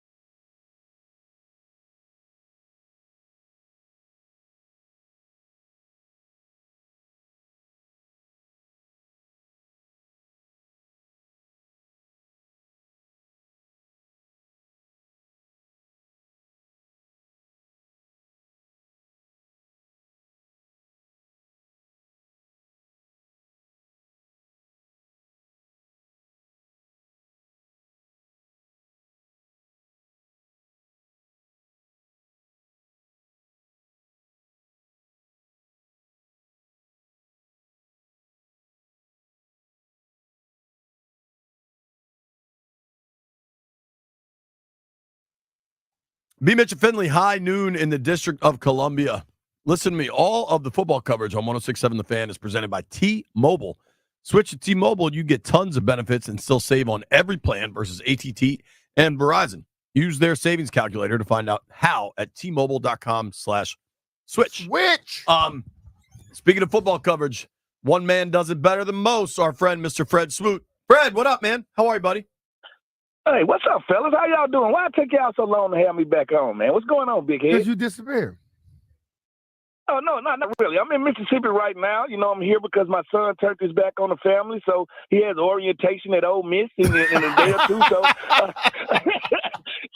So I'm here to make sure that process goes through okay, and then I'll be up back in the D.C. area. How cool is it to take your son to college? I recognize Although it's the wrong school. I recognize it's Oxford and not. It's not the Bulldogs. Yeah. You know what? It's fun, man. B. Mitch, I get to see what we did for our parents' fathers playing sports and taking them on a trip with us. Uh-huh. Now I'm getting to go on this trip with my sons and my daughters, this athletic trip, and it can take you all over the place. And I don't really care what school they go to, as long as they get a good education. But, yeah, we are house divided, but we will come together. You know how it goes, Jay. Is he playing sports for Ole Miss? Yes, he has a track college scholarship, and he's also going to play football. So, yeah, he will be turning his back fully on me. How will you – so you go to the first Ole Miss Mississippi State game. How will you be dressed? Yeah. I'm going to go 50-50. I'm going to have a Smoot. I'm going to have a Smoot jersey with like half Mississippi State, half Ole Miss. So I'm going to play both parts, man. And, we got a phrase in the SEC. We do say we, the SEC. So when we do that, we come together. So I'm fine. All right. There is no conference that has more conference pride than the SEC. That much. And, dude, Ole Miss, Lane's got that thing cooking, man. They could be really good this year.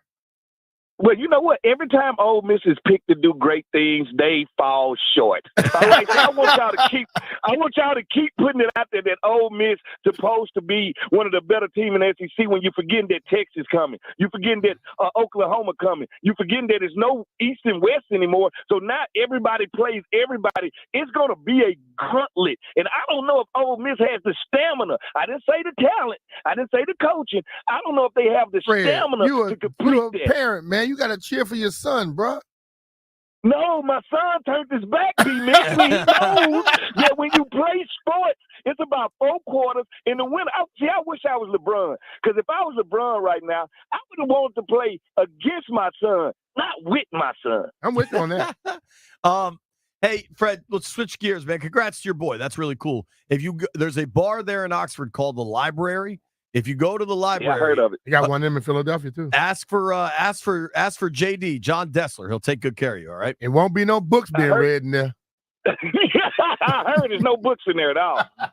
There's a lot of other stuff though. Now, Fred, I thought you'd be really good to talk to with this Brandon Aiyuk thing. I don't know. Are you aware of this? That he posted the picture for practice? Yeah, I keep seeing this, and he's weaponizing us. And who wouldn't? Me and B. Mitch know, when you're going for a contract re-up, whatever I need to weaponize to get the job done, I will. And I think he's weaponizing the fact that he has a relationship with our quarterback. And, hey, smart decision. I'm not telling him not to. Hey, the one thing we'll never do as players is get in front of another player's pursuit of his money. Now, the one thing that I have to say as a player, I like Brandon Aiyuk as a player, but I don't know if I like Brandon Aiyuk for the Washington Commanders, because when I look at him and Terry as a wide receiver, as a cornerback, I diagnosed him as the same DNA and same pedigree receiver. If I'm going to pay a receiver for this team, it's going to be somebody that's 6'5", 230 pounds like a T. Higgins. Or it's going to be somebody that's 5'9", 170 that won the 4.240.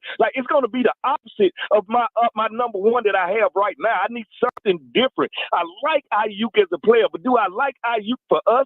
I don't know about that one. You say he's weaponizing the team. I understand that. But I think he's putting Jaden in some bad situations by all these private things coming out publicly. You're right, B. Mitch. You don't want to put that in a rookie's lap. You don't want to put that in a player that hasn't played a down in the NFL lap. Now, I like how Jaden Daniels is handling it. He's not really saying anything. He's not really combating it, and he's not really, saying, I second in motion. But come on, you don't use the rookie quarterback to get what you want. And it's one of those things where wide receivers go through this all the time, where the team think you a 1B and you think you a 1A, so you want to get paid like a 1A. Sorry, I think they're going to have to find a meeting point right at around 24, 25 million a year. I think he wants to be a $30 million a year receiver. I don't know if I would give him that, but right at 25, 23 is where he's supposed to be. Hopefully they get that done so they can get out of our business, because he's really it's been more Brandon Aiyuk talk with Jaden Daniels than it had been McCaffrey. I don't get that. Oh, Terry. Dude, totally. And you're right that, I agree with you, B. Aiyuk is doing what he needs to do, but at a certain point, is it not to the guy that's supposed to be his friend's detriment? Like, you got a rookie quarterback, dude. Let him just kind of ease into this thing rather than because what we've learned from Jaden, I think, and I'm curious if you guys agree with this, is we had Top Golf and the rumors of him not wanting to be here, all that stuff. Throughout all of that stuff, he just kept his mouth shut and stayed below the noise. Kept his head down and he worked. All he did was work. Right. And now it's like he can't escape this noise, but it's his boy creating it. Yeah, it's one of them things that damned if you do, damned if you don't. You don't want to lose this friendship, but I also don't want you, how should I say, putting a cloud over my entry into the NFL. Yeah. So so it's one of these things where it's a thin line that have to be walked. But I'm serious. If it was Fred Smoot coming to the NFL, I would have literally just said, you know what, it's just time to back off a little bit. Y'all handle that business, but kind of keep me out of it just a little bit, please, sir. See, because the way I look at it, Fred, and JP and I talk about this off air, when you see that picture of just the formation, what you allow is people to start thinking why y'all were looking at that formation. Mm-hmm. You got players on this team that may be thinking that you talking about who replacing which one of us. You know what I'm saying? And that causes issues that may not need to happen. So you're right. I said the same thing. It's time for him to take control over the friendship and look, bro, it's cool. I got your back, but you got to stop putting me out there. Yeah, don't throw me under the bus, and don't forget, my number 2 receiver, Jahan Dotson, might be feeling a certain way. But I'm flirting with you. It's like being married, B. Mitch, and I'm flirting with my wife's friend. Like, no, I can't do that. Right.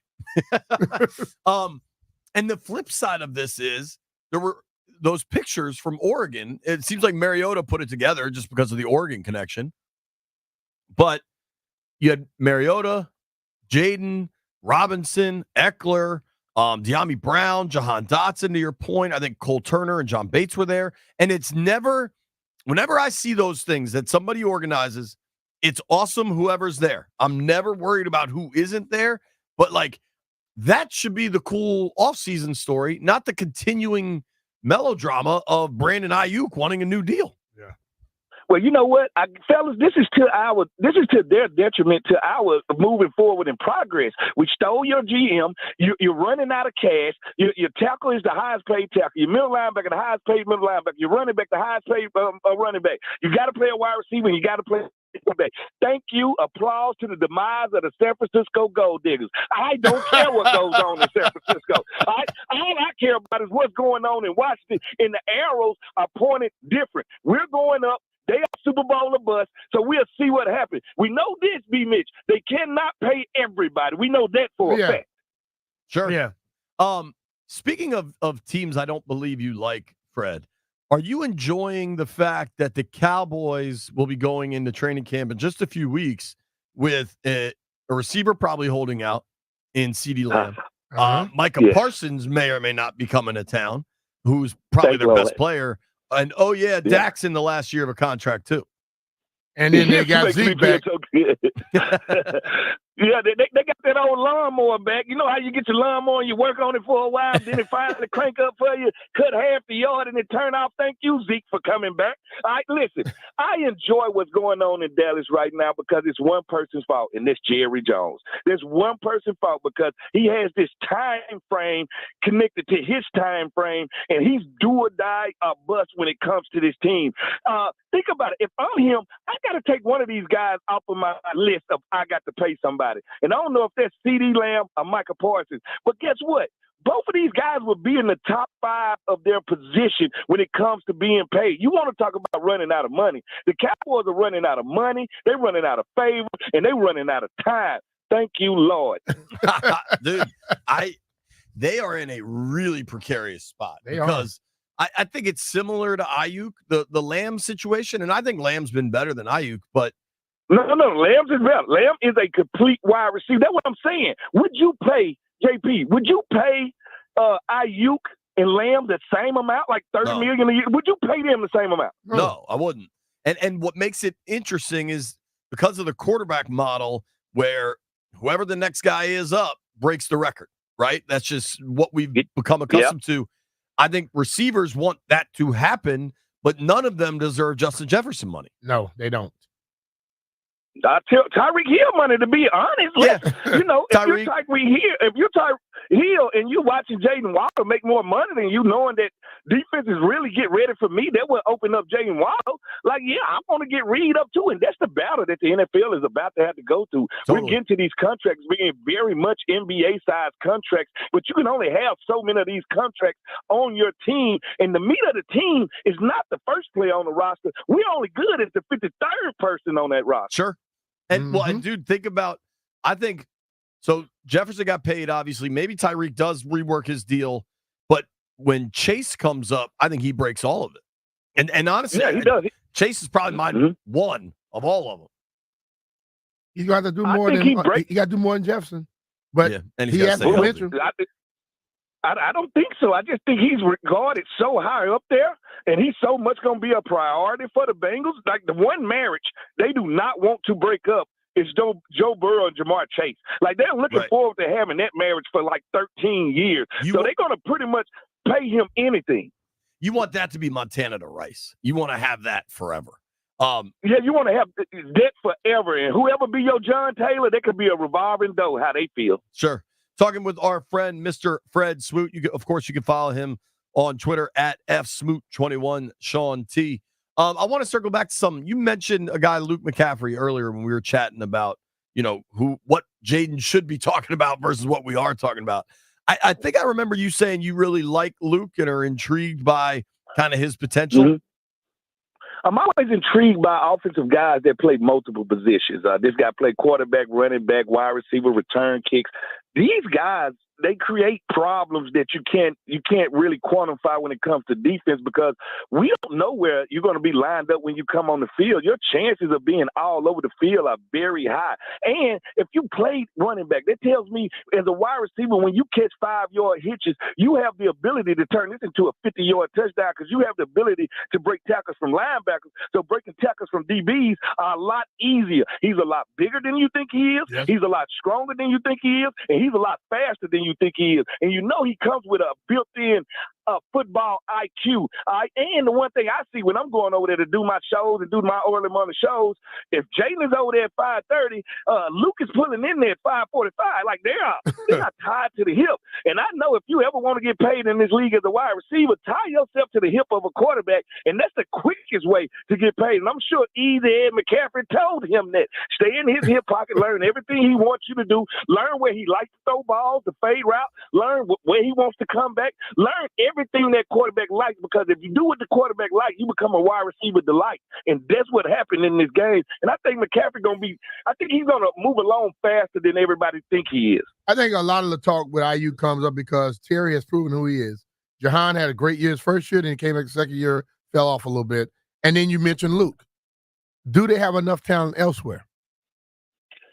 I think they do. I think they have depth in that room. And the one thing I love about the NFL is whoever was your fantasy darling last year, he's not going to be that this year. It just fluctuates. The one thing has been a constant is no matter who's Terry quarterback, I'm going for 1,000. Like, that's been there. With Terry about to play with the best quarterback he's ever played with in his career.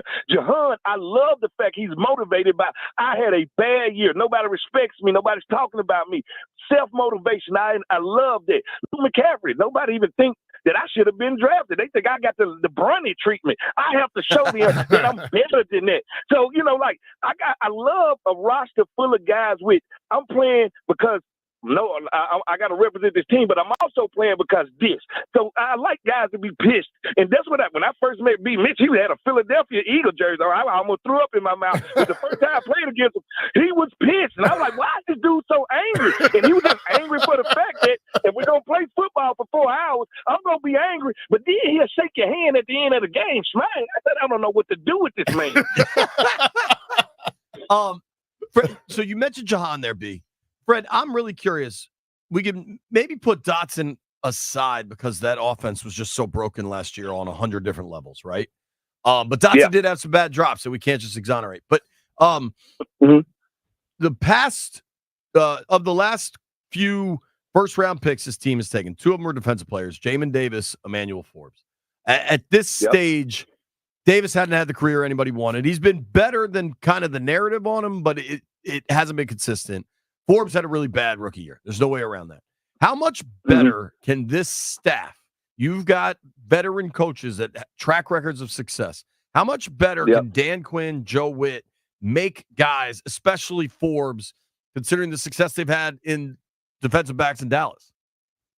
You know what? I want the junkies to hear me out because I listen to them all the time and have this discussion. I want Grant and Danny to hear me out. I want all the guys on 980 because everybody has this narrative with football players is once you have a bad year, it was all your fault. Let me tell you something about parenting. It's a lot of bad parents out here that make bad kids. And let me tell you something about coaching. We're all a prisoner to coaching. My Jim Zorn years look totally different than my Marty Schottenheimer, Joe Gibbs years.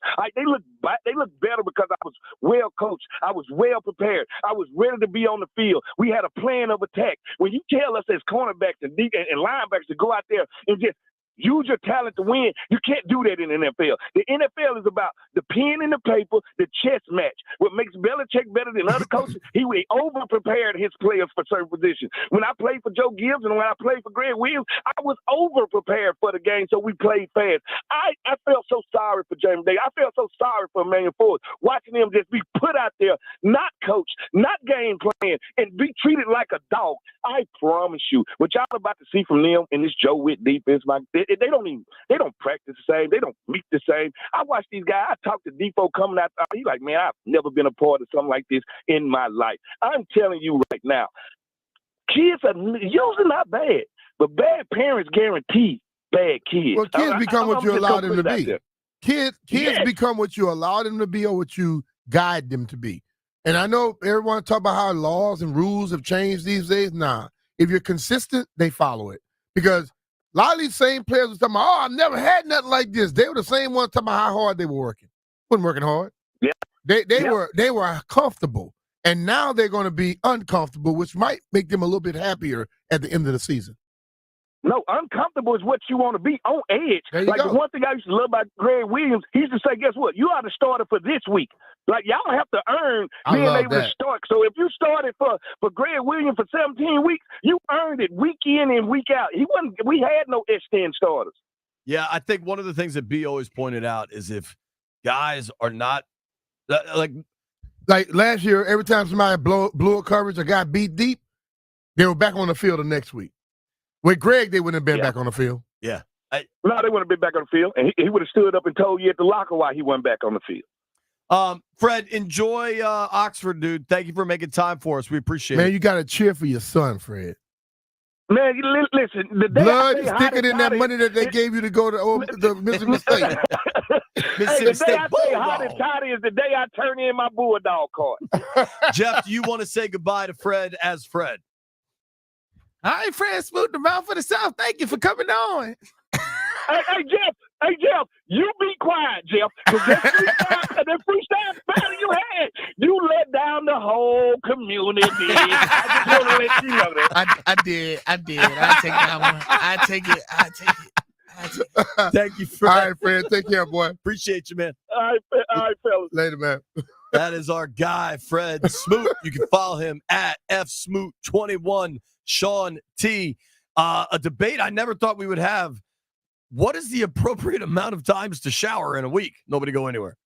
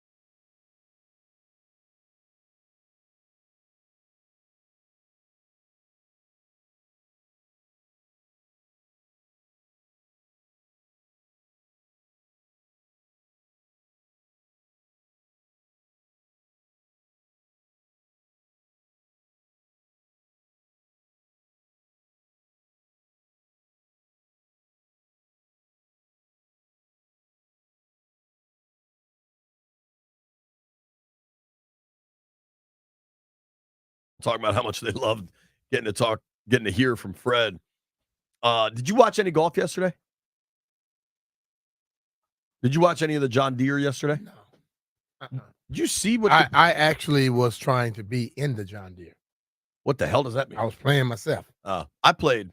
Shout out to Patrick Ellis. I played over at Norbeck yesterday. Did you see that walrus just walk up? Yeah, what was that? Just rolling in. Damn rhinoceros. So I didn't get to tell you this. Saturday afternoon, I played. I was only supposed to play 9. Mm-hmm. That was those were the terms that were agreed to. But a couple like scheduling things happened, and it was like, all right, we'll just keep playing, and I'll let you know when we get up there. Basically, my wife was coming up with the kids, and but the guys I was playing with Mike and his son Jack, my boy Cisco. So I get around the front fairly well. I shot a 44 on the front, and then I birdied 10, had a couple pars. Like all of a sudden, things are happening. Who got into your body at the midway point? I don't know. It must have been just the right amount of combination of different influences.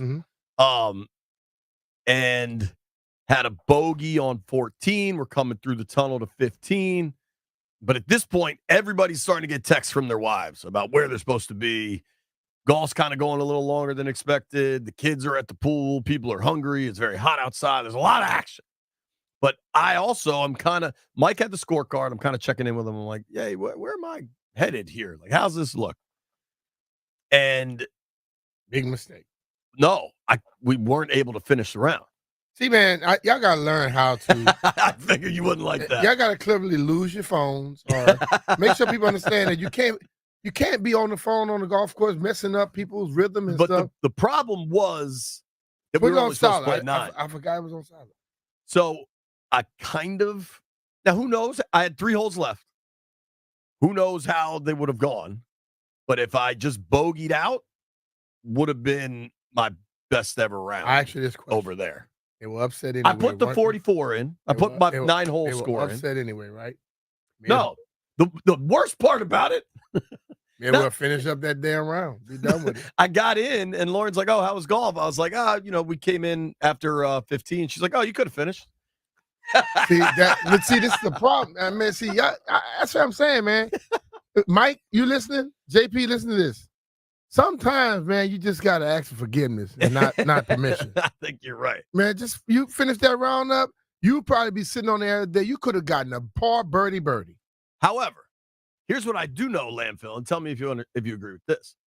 The fact that I didn't finish it out means I can always talk about what would have been my lowest score. No, you can't, because we just don't know. I'm gonna just say you wussed out and you're scared to just have a little serious conversation. That's your fault. You could have probably finished that thing out birdie. Those are tough holes, maybe. It make a difference, man. Sometimes you elevate. So then I played yesterday. When you one finger salute the world, sometimes that's how you play good. Landfill's giving the one finger. So then I played yesterday morning, and you know what happens after you play a really good round of golf? The next one's bad. That's why when you're playing a good round of golf, you must finish it. You're right. I'm not arguing with you. See, because now you feel so good about it, you probably gonna have about 4, 5 to 10 rounds of bad golf because you wouldn't finish. See, golf guys are saying, I was giving it to you, and you just couldn't finish 3 holes. You're right. So I played with my buddy Tripp, who really hasn't played, and he did really well for where he is in his golfing career. But it's funny when you're playing with somebody that is like nervous to play, and you got to remind yourself, like, give him a shot to kill him first hole. We started. I was like, here, you need some booze and relax a little bit. And he's a big, strong guy. He's like, he's a runner, he lifts weights, all this stuff. And he finally started like swinging hard with the driver, and then he could hit it. It was. It's fun to watch somebody that's never. It's funny to get people on the golf course and they act like they're scared to hit the ball. Right, man, knock the club off that damn ball. Hit that thing as hard as you can. Yeah. All right, so take him out with me. I get him right. We've already talked about FanDuel a little bit today, Landfill, because FanDuel listed B-Mitch as what the nice part is they did a top 10 returners of all time. They had Devin Hester 1, Brian Mitchell 2, but they listed Brian Mitchell as a Philadelphia Eagle. FanDuel, I'm starting to think might just be trying to cause trouble on social media because this number seems shockingly low to me. FanDuel just tweeted out, how many times do you shower per week? Now, I would think a fair total for that would let's be say 5.5 shower and bath. Sure, Okay. you're a bath guy. Because we're counting baths. You got to count baths too, because because they're going. Some people would say 0 showers because they never take a shower; they take a bath. I think the shower to bath ratio in the world is like 85% shower. I don't think so. Landfill, what's your shower to bath ratio? I mean, what's the age of the people we're talking about for grown-ups? Dude, my kids shower now. Yeah. Every once in a while, they'll get a bubble bath. Most of the time, it's just a shower. I do a bubble bath every time I take a bath. I think you think a lot of people are taking baths. I think it's great you take baths, but I think most of the world takes showers. Most of the world take showers because they want to just walk in the water and walk out. Plus, B-Mitch is You got a to weird wash dude. your ass when you're in the shower, man. B-Mitch is a weird dude. Let that thing marinate a little bit. And then it get all over. Then get out the thing. I'll answer the question. 7 times a week, I am washing my body. Okay. Every day. To me, what is stunning here is how the hell do you set an over-under for showers per week per person at do 2.5? you just sniff when you walk around? At 2.5? Yeah, there's some bad-smelling people around here some days. You know, like some people think, oh, I washed up to Monday. I didn't really do nothing but just go to work, went back home, and then just Tuesday now. I can wait till Wednesday. People think like that. But what's the new commercial right now? I don't just put it under my arm because my whole body stinks. Yo, the amount of so I was listening to the station on my Alexa at home. Uh-huh. I was listening to Doc on Saturday, and the commercials that run on the app on the Alexa, some of them are in Spanish, and then a lot of them are about female body spray that you can spray anywhere. Yeah. Like, but you know what though? Is that our demo? First of all, let's just be real. I'm watching this video. I mean, this commercial. And I am asking myself the question, like, they just realized that? You know, any place that you have where it's like a dark area, you can find some odor there. So they just figured this out in 2024? Come on, dog. You can find some odor there. I think the appropriate number to set at showers or baths, bathing per week is 5.5, maybe 6. You know, like maybe people skip a day, but nobody's skipping 4 days a week, are they? And if they are, they're gross. Probably still single. That's a good point. Jeff, what are your shower habits? 7 days a week, baby. Yeah. Ain't no missing no days. Especially, I got to keep my bald head shaved too. Knock everything out at once. It's like the classic. Don't worry about it, Jeff. About 3/4 of that thing will be bald if you didn't shave. The Chris Rock line, like, you can't be proud of stuff you're just supposed to do. Yeah. Like, this is not like a bragging I'll take a shower point. You want a cookie? Yeah. What the hell are we talking about here? Woo. All right. Take a shower, people. Being in Europe, not everybody's showering all the time over there. I can tell you that much. It's a different vibe. I definitely, in a minute, we're going to play the audio of James Wood hitting his first home run. I watched that game, but I also watched, I guess, the Friday night game, or was it? No, it was Wednesday. It was before the 4th when he had the game-winning RBI late. The Nats also had a terrible loss in there when they were up 5-0. I think that was Friday night, and they gave it all up. But it's been fun to kind of watch the Nats, and then James Wood has just changed everything for them. It just makes it incredibly exciting. Mm-hmm. Whenever you feel like you're watching the future, you know what I mean? Like Landfill was playing Back to the Future earlier. I think it makes you feel so differently about the organization. Yeah. Even if it's a couple years away, yeah. It's still like, all right, this is something that is happening. They're working towards something. And I believe in Rizzo in a major way. And I think sell at the deadline, dude. I know nobody wants to hear that. Sell at the deadline. Get more pieces. keep building. He may feel like he did a lot, and I'm gonna just say this here: whatever Rizzo does, I'm gonna be cool with it. Absolutely.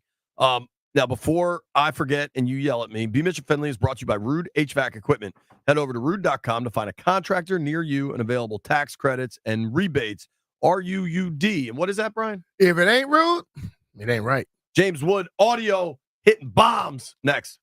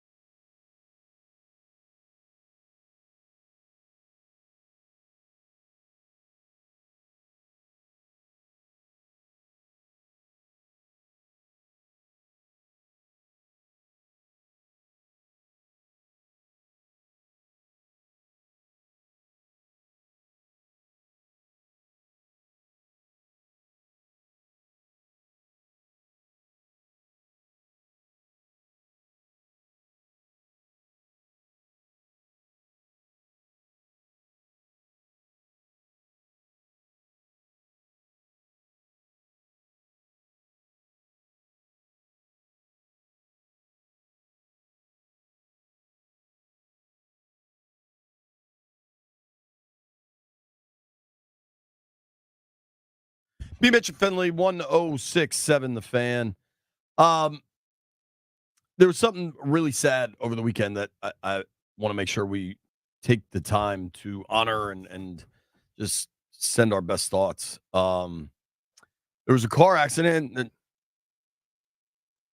in on Prince George's County this weekend where 3 people were killed, in 3 former players from Wise High School's state championship team a few years back. And certainly the name that got the most attention was Kyrie Jackson, who played his college football at Alabama and then at Oregon and was a 4th-round pick of the Minnesota Vikings. But there were 3 young men in the car, Anthony, AJ Lighton, Isaiah Hazel, and Kyrie Jackson. And it's just so damn sad. Yeah, it is. And I think the whole thing about it is like, well, I understand when people pass away and, if it's an athlete, he gets all the attention. But those 3 guys were inseparable. I saw the coach on the news talking about it. Couldn't stop from cracking, his voice cracking and breaking down. And when you look at those type of things, and I listen, I have kids, and I tell people, talk to your kids all the time, just paying attention. And from what the police have said, they don't know everything just yet. But anything can happen at any time. Somebody else. That's why I tell my kids drive defensively. Okay, make sure you watching the people around you. Hell, I was playing golf with a buddy yesterday, and he said he and his wife was coming back from Charlottesville, and they had a guy all over the road. And when they got past him, and then he saw the guy coming up fast, so they moved over. They got off the road. The guy smashed into the car in front of them. Some people don't pay attention. You got to make sure you pay attention. But we want to make sure I give our condolences to the families of all 3 of these individuals. Wise High School, they all went to Wise and they were very close there.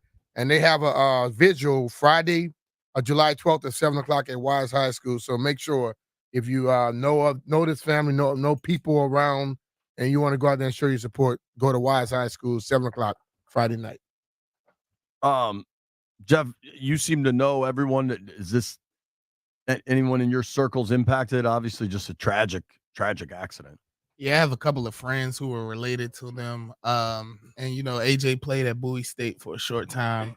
So definitely want to send my condolences out to his family and the Bulldog family as well. And I just hope everyone healed correctly, even their friend who was involved with it that was driving the other car. I just hope they all healed correctly. Kevin O'Connell, head coach of the Vikings, released a statement, said, "I'm absolutely crushed by this news. Kyrie brought a contagious energy to our facility and our team. His confidence and engaging personality immediately drew his teammates to him." Oregon and Bama put out statements. Now, AJ Lighton, I hopefully I'm saying that correctly. Litton. Okay, thank you. AJ Litton played college ball at Penn State. Penn State put out a statement.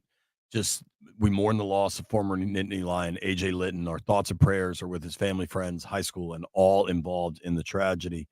And then Isaiah Hazel, played at the University of Maryland. I remember him. And Terps head football coach Mike Loxley put out a statement. My heart breaks to learn of this tragedy. All 3 were state champions at Wise High School and made everyone in this state extremely proud.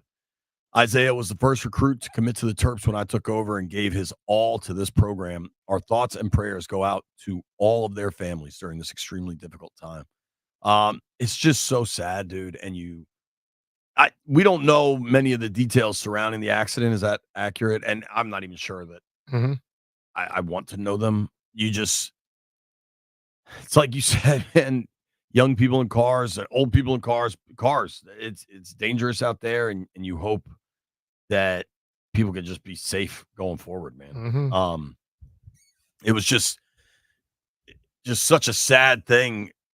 I think it was Saturday morning, right? And then the news kind of started coming out Saturday afternoon. 3 something Saturday, late Saturday night or Friday night, Saturday night, whatever.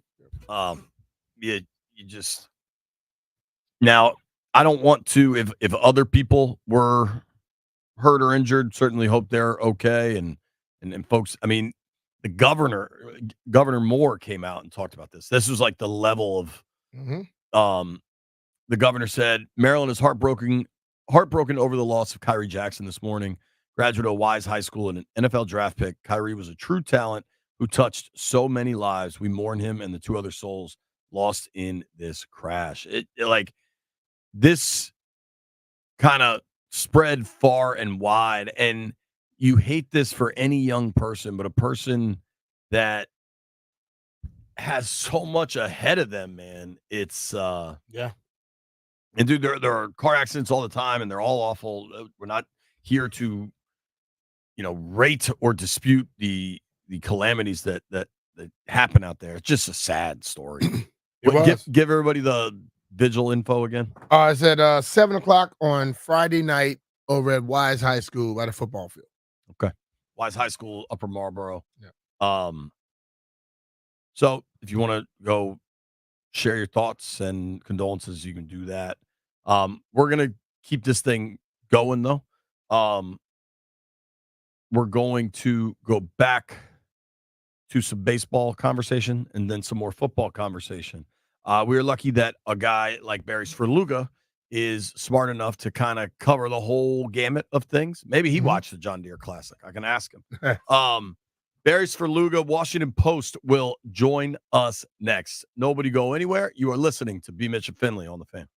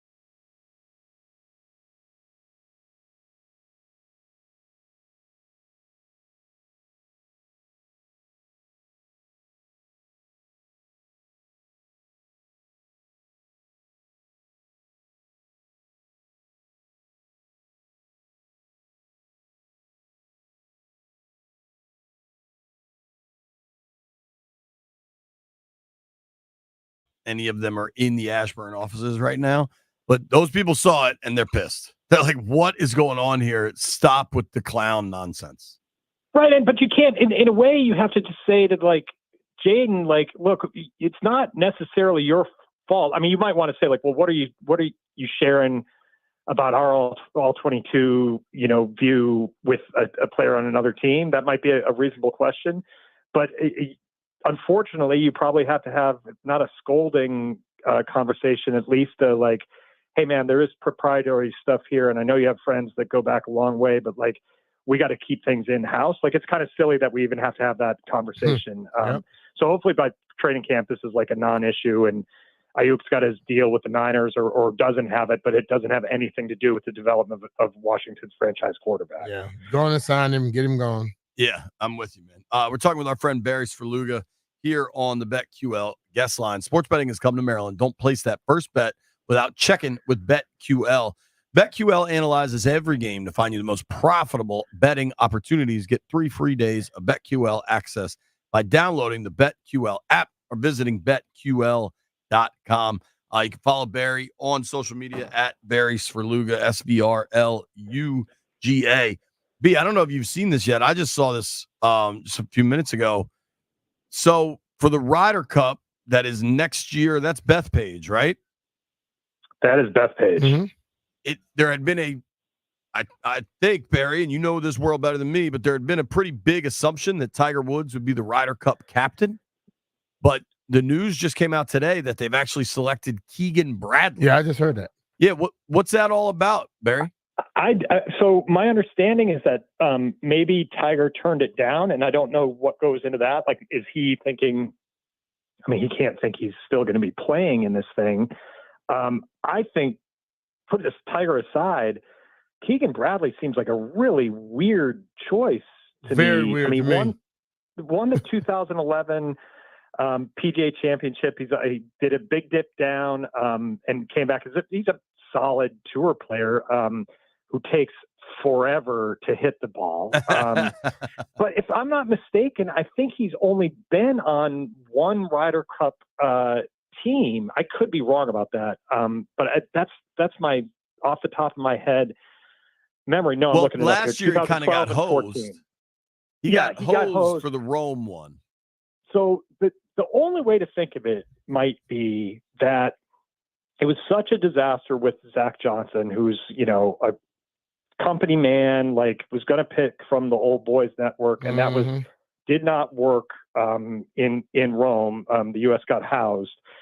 Maybe it's just we got to go with somebody who's completely different here. I'm not somebody who's been involved with these tournaments for, 8, 10, 12 times. I'm looking at Bradley's Wikipedia page here. Ryder Cup in 2012 and 14, President's Cup in 2013. So he's got a little bit of experience. He's a little feisty also. He is feisty.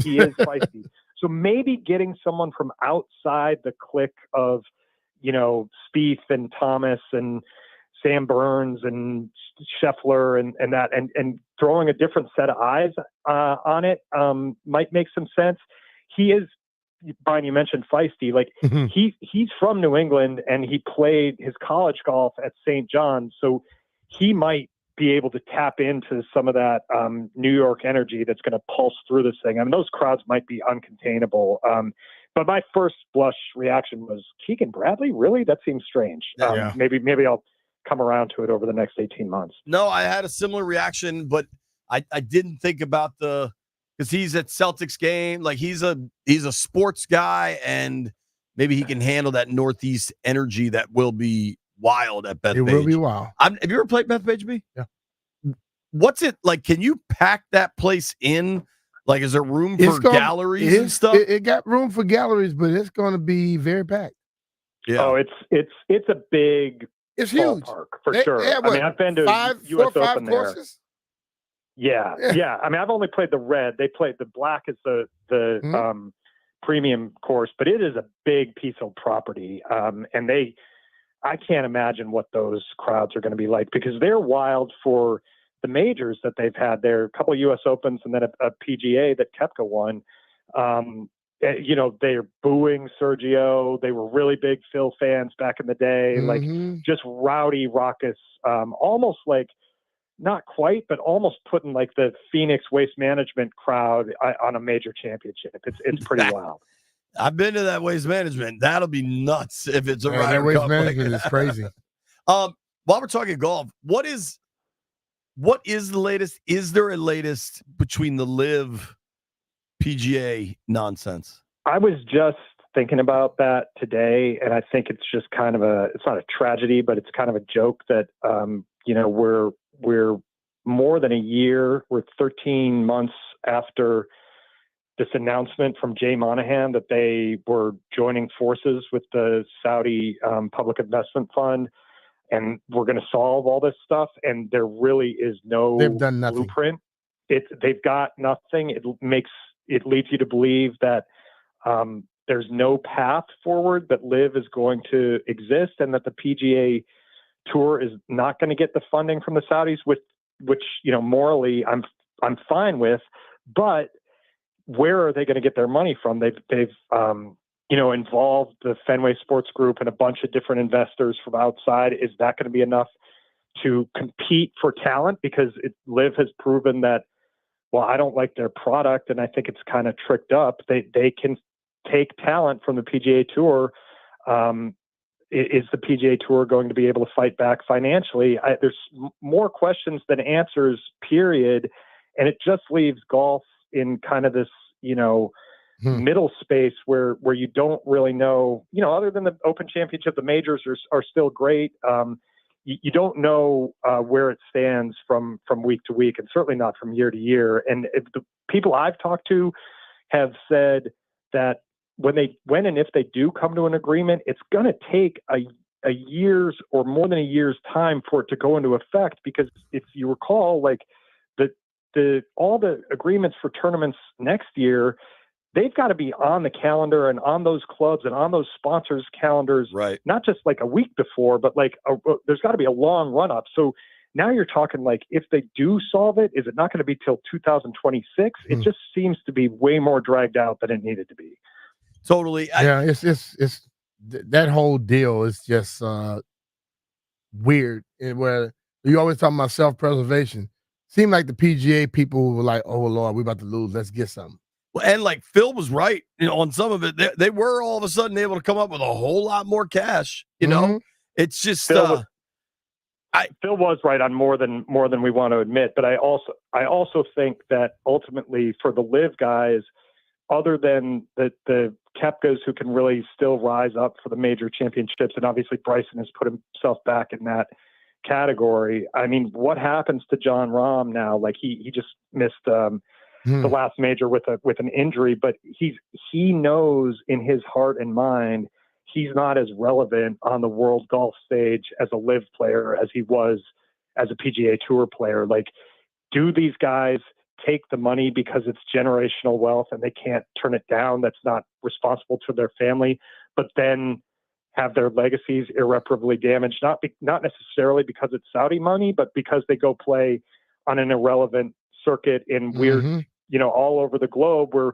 you don't see them. They're not part of your weekly thought on like, oh, I'm going to flip on the PGA Tour on Saturday or Sunday afternoon, see who's winning the tournament. No one. The next person I meet who thinks that way about Live will be the first one. I absolutely love golf, and I've never watched the Live. I'm with you, Brian. I've never watched one of them ever. And knowing that I've watched a little. I haven't even looked at it. When the PGA's been on weather delay. That happened maybe a couple weeks back. They were in Nashville, and the PGA was. I am not going to go look for it. I guarantee you that. I'm with you, Brian. I've looked at it and for it out of professional responsibility, like, oh, hey, I got to look and see. I'm not going to assume I don't like this format. The times I've looked at it, I've been like, geez, I cannot. I mean, this is not making sense to me. I just love the flow of tournament golf that we've grown up watching, not even grown up watching, that we watched every week until 2 years ago. There was no other way to do it. It's just it's a flow that makes sense. It's competitively interesting. The idea that somebody has finished and posted a score, and the person who's trying to catch them has oh, there's the birdie hole that's at 16. If he can make birdie there, he can catch him. Oh, the tough, can he save par at this really tough 17th? Like, that flow makes sense to me intellectually and athletically. I just love that stuff. I don't know about the flow where a guy's 28 under through 4 days, though, in Iowa No, I or agree with Illinois, that. wherever they were. Barry, thank you for the time, as always, brother. Appreciate it, guys. Have a great week. All right, man. That's our friend Barry Svrluga. Give him a follow at Barry Svrluga, Svrluga. We're going to talk red flags. Brandon Aiyuk might be one of them. Nobody go anywhere. Hey, it's Brian Mitchell here. Are you tired of those lackluster cooling systems? Well, it's time to switch to Root and feel the difference. Thanks to the IRA Act, you can score up to $2,000 in tax credits on select heat pump systems. And Maryland residents, there's exclusive rebates from Root just for you. Personally, I've upgraded to 3 Root 18-series inverter heat pumps to stay cool at my house. But Root keeps me comfortable whether I'm chilling at home or hosting game day parties. So beat the heat this season and visit Root.com. That's RUUD.com to see why they're the MVP of cooling. And remember, if it ain't rude, it ain't right.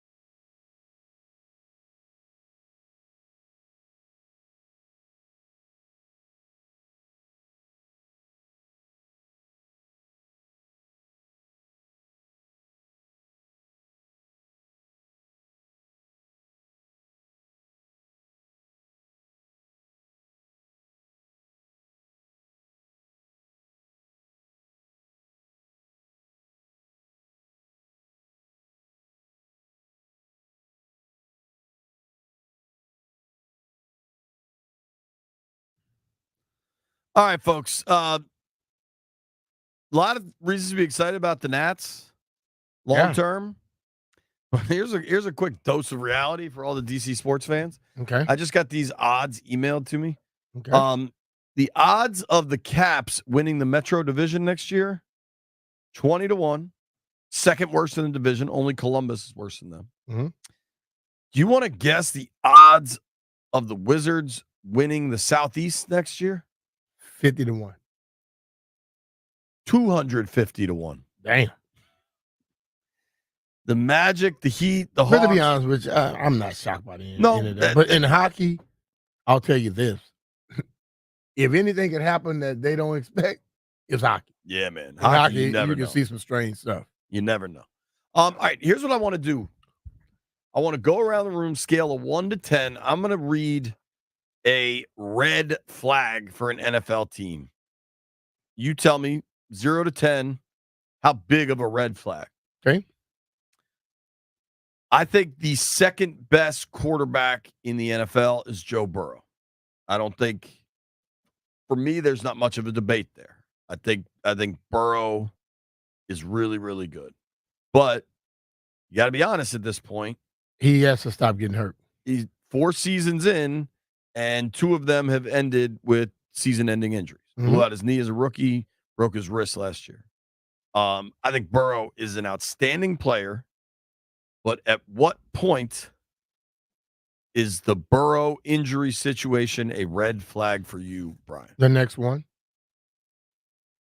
The next one that's serious because you look at the amount of years he's been in the league and he takes unnecessary hits. And that's what I mean. Like when you look at what Joe does is put himself in harm's way and he gets hurt. And if he's not there, their backup is not that good to be able to support and bring him back. He has to stop getting hurt, or that's going to hurt them tremendously. Landini, how much of a concern Joe Burrow's health? 2 out of 4 years, season-ending injuries. It's a concern for me. It's like in 8. Burrow, he holds on to the ball a long time, and it's one of the reasons he's so successful because he's able to wait for kind of stuff to develop downfield, and he can really have some big plays that way. But it also means that dude's just going to take a lot of hits. And blessing and a curse. That's just kind of how he plays the game. So I don't see that going away. And the question is, do you really want him to change? Right. Because if he doesn't change that, can he still be the same guy? That is. So we say he have ice in his veins. He's so cool. He get hit a lot. And part of his allure, part of his aura is that he's so freaking tough, right? Mm-hmm. And he stands in, takes the big shot, makes the big throw. But at what point does that not add up? I don't know. Jeff, where you at on the scale? It's a 10, man. You've been injured this much now. It's kind of expected of you. Like, it's if I was an offensive coordinator and I'm planning for the season, I'm like, man, am I going to be able to? Is Joe going to be healthy for me this year, or it's like going to just start to put a bad taste in my mouth because I don't want him to get hurt, but I understand the level he changes the game. Mm-hmm. You know, Would you have said so? It's interesting that we're all saying this with Burrow, and I agree. But Lamar, 2 straight years where he was lost for the second half of the season, and I feel like the injury conversation was different. But the thing of it is this, though. We and then Lamar played all the games this past year. But all we talk about is we worry about the quarterbacks that run a lot. We worry about them getting hurt. Joe gets hurt as much as anybody that doesn't run in the pocket. I mean, that anybody that runs, but still, we still put him at a different level. So the concern is coming today. Normally, people aren't concerned because they see he don't run, but he gets hit because he stands in there too damn much. Do you think we put Burrow on a different level because he went to KC and beat Mahomes? Partially, but I think going back to Lamar Jackson, I think one of the reasons there is kind of people's first impressions. Lamar Jackson, when he first got into the league, he kind of dominated. He had that like rookie year, but then his first full year of playing, he won the MVP and dominated. And Joe Burrow's first year in the league, he got injured. He tore up his knee. It's true. Yeah, that's a good point. The Burrow thing, man, just what a gifted player. You hope it doesn't get kind of taken. But it shows you though, and I know the league and how they look at different positions and this, that, and the other. Doesn't make a damn position. What position you play doesn't make a difference if you're a running quarterback or not. Injuries will happen if you get hit too many times. Sure. Especially when you're not taking care of your quarterbacks can say what they want. The only quarterback I know that lift weights like everybody else was Donovan McNabb, and probably Cam when he was really in his prime. Most of these quarterbacks don't really lift weights like that. They study all day. They don't lift. And if you don't lift and you're getting hit, you in trouble. All right. Or are you ready for another one? I'm ready. Cleveland Browns are built like the Ravens used to be built. They are really tough, both lines of scrimmage, play really good defense. I think you can make an honest case that the Browns are probably a low-key Super Bowl contender. Browns are good. If the Browns ever get quarterback play like they expect out of Deshaun Watson, their defense is good enough to where, yes, they could be there. So that's my question. And I'm not – we all know the stuff with Deshaun Watson, right? Like the suspension and the allegations and everything.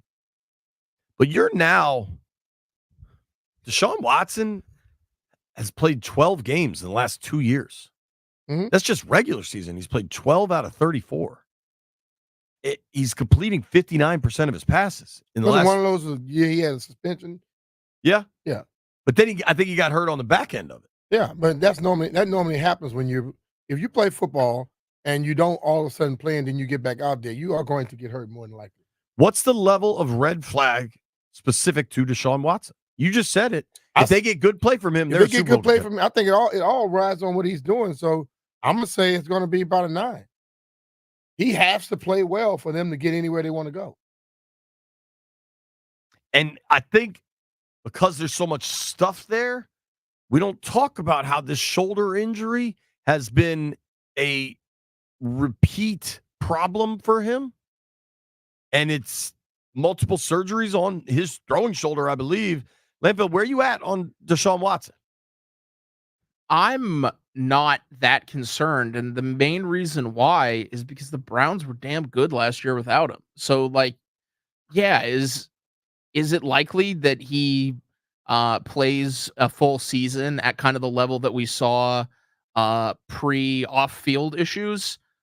I don't think so, but I'm not sure that necessarily hurts the Browns as much as you might think. They were winning games with Joe Flacco last year. Yeah, but for them to get to the big show, they're going to have exemplary and exceptional play. And we saw when it got down to it in the playoff, Joe Flacco wasn't that dude. I can't imagine anybody thought he was. Well, when you're winning games, that's all people think. Like we could put guys where we want to put them, but if you don't win the big one, yeah, you're all going to be considered garbage to me. Jeffrey. Yes, it's a big level of concern. Look at the division this team is in. They, like you said, they need that elite quarterback play, and they just gave him all that money. Well, he basically got all that all already. the money. Yeah, but that's already his. That's guaranteed. He good. Yeah, nah, he got to play. Like it's a big level of concern. Even though, like Landfill said, they were winning without him. There's a reason the coach and the team got you here, because they believe that when you were coming back, you were going to be able to play some good football. Yeah, play with an attitude. Show him. Speaking of attitude, how high is the red flag on Aaron Rodgers and the New York Jets? Mount Everest. I still think it's high. Because the thing about it is Aaron, we have to realize this, Aaron has been great throughout his career. But Aaron can go on one of these mental hiatuses real quick, okay? Also, Aaron is not getting younger. Aaron's getting older. And we don't know how all the way back he's from his Achilles tear until he gets on the field. Whenever we've seen him on the field. Hell, when they were practicing, he had something else to do. It wasn't important enough for him to be there. So I think this is a high one. Landfill checked in at Mount Everest. Yeah. Whether it's his darkness retreats, ayahuasca, going on Pat McAfee all the time. I mean, he seems like he's interested in anything but playing football, like Beamish said. I don't even remember what it was for, but he skipped out on practices a few weeks ago. Did they ever say why he didn't come to minicamp? They might have, but I don't remember what it was. But he They decided said they had an agreement. He decided he wasn't going to be there. The rest of his team was there. After he's the guy saying, we got to get rid of all this. Come together, get rid of all these distractions. He's such a clown. He is the damn distraction. I can't wait till Aaron Rodgers is out of the league. And hopefully it happens in the first game this season. Damn, Lambeau goes so hard. I just Googled this. Apparently Rodgers was on a pre-planned trip to, anybody want to guess? Asia. Egypt. Because the schedule for minicamp isn't announced, he knew 6 months. It was planned after he knew he had to be somewhere. He decided to plan that during like one of the few weeks from freaking February to July when he actually had a place to be. You see that Rodgers openly admitted that he was gonna maybe be vice president for the RFK dude. He was gonna be his vice presidential candidate, but then decided he wanted to focus on football at this time. Landfill, I don't know who Rodgers drives more crazy, if it's you or it's Brian. How excited will you be for Aaron Rodgers' political career down the line? Just speaking facts. I won't at all, because unfortunately, because he's like sports related, I'll have to hear about it constantly. I just want him to go away. Brian, are you excited for a potential Aaron Rodgers? I know how to ignore stuff when I have to. You know what you shouldn't ignore? Your air conditioner. It is super hot outside. You don't want to have your AC go out. That's why if you were me, you would get a hold of Crop Metcalf today. Be ready no matter what the temperature does with a $99 heating and cooling check from the 5-star experts at Crop Metcalf. That's right. For just $99, a Crop Metcalf 5-star technician will check both your home's heating and cooling system and assure your peace of mind today, no matter what the weather brings tomorrow. Call 1-800-GO-CROP or visit cropmetcalf.com.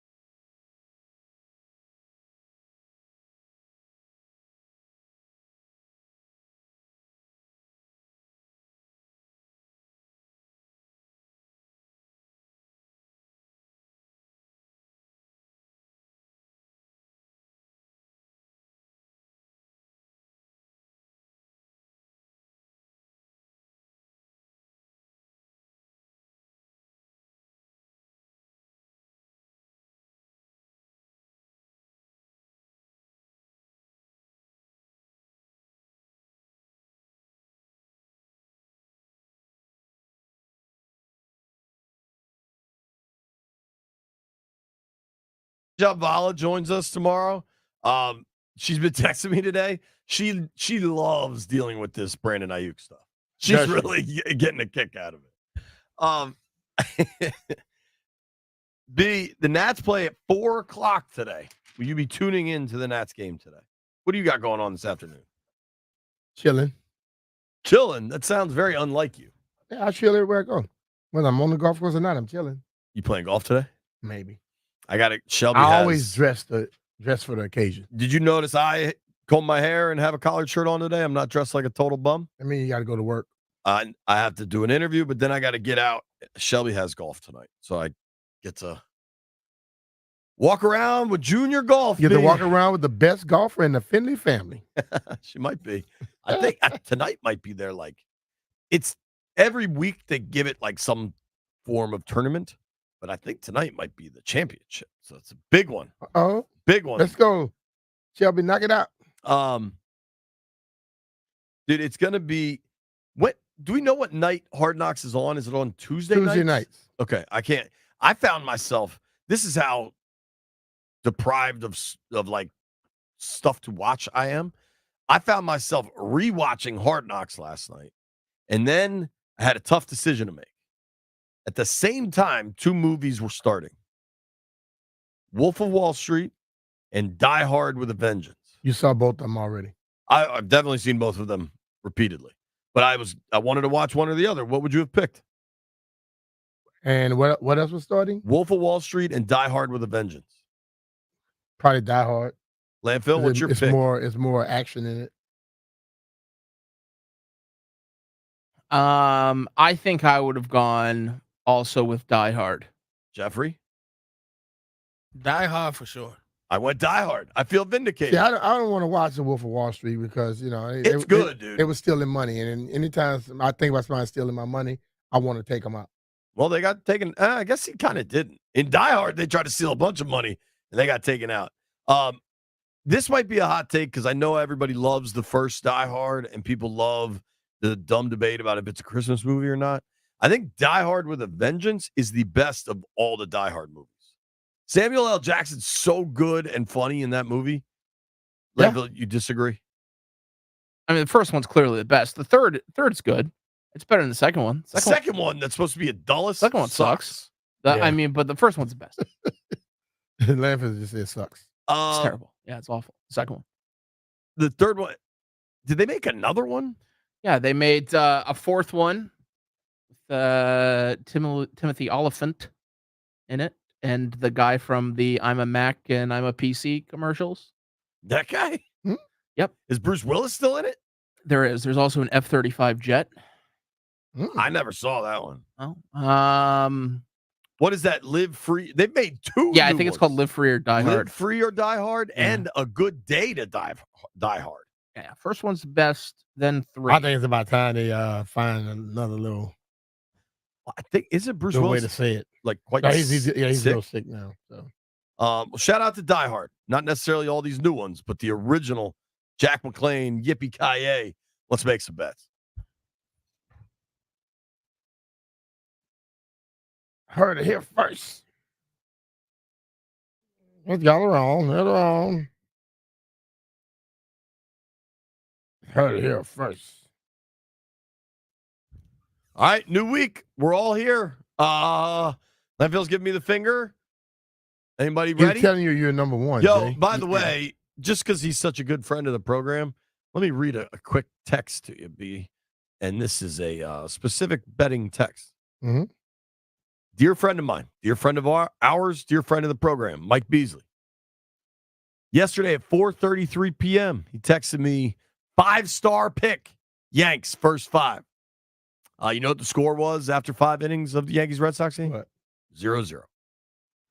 I lost $50. All right, make some picks for tonight. Man, you better gotta than talk that. to those police officers. Tell Bees to tell you about the police officers what they told him before. Okay. I imagine Bees has had more than one conversation with a police they officer. basically said that everything he said they went against it and they were killing it. Landini, what do you like? I'm taking the Twins money line because they're playing the White Sox, and the White Sox suck. Is there soccer tonight? No. when is the soccer back? Tomorrow. Okay. I've been enjoying the soccer, and my Uruguay bet still alive. Remember, I'll buy lunch if Uruguay wins the whole thing. All right. So Landini, You're not buying lunch. maybe pretty smart. Dude, they just beat Brazil. Landfill, can you quickly answer this for me? The Copa America style is dramatically different than watching the Euros, right? Like the Euros are so much more better, precise. Yeah, they don't believe in fouls in South America. You can just kind of attack dudes. Yo, it is physical. It's Bill Lambier playing soccer, man. Like I like it. it's Our time want me to think that they're real. I'm tired of seeing people flail all over the place. They're flailing, but they are. Give me fouling. the Reds and the Twins parlay. I'm going with the Guardians and the Nats. Mitchell Parker on the bump for the Nats. I'm going to Phoenix, and I'm taking the road team. Give me the Braves with Chris Sale on the mound, and that is under 200. Landfill's ripping up paper like he's the ultimate warrior. I don't know what he's got going on in there. Thank you to everybody that listened to the program today. Thank you to the folks that called in. Thank you to Bobby Blanco. Thank you to Fred Smoot. Thank you to Barry Sverluga. Fred got to cheer for his son, man. Yeah, Fred. Go Rebs. Stop being a hater, Fred. Grant and Danny are at the ballpark, I'm guessing, because I haven't seen them yet. I think Grant and Danny are at Nats Park. If you see them, say hello. They're coming up next. You made it this far. I owe you a beer.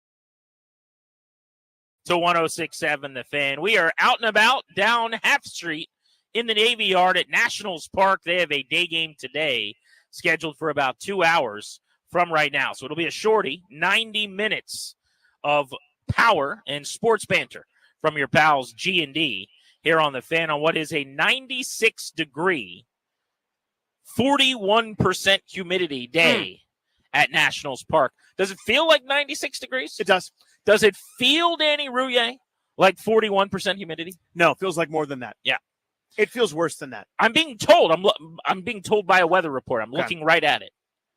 9-mile-per-hour winds. I do not feel those. Where's that? I would like some of that 9 miles per hour. Do that and right across our face, please. It is hot. Toasty.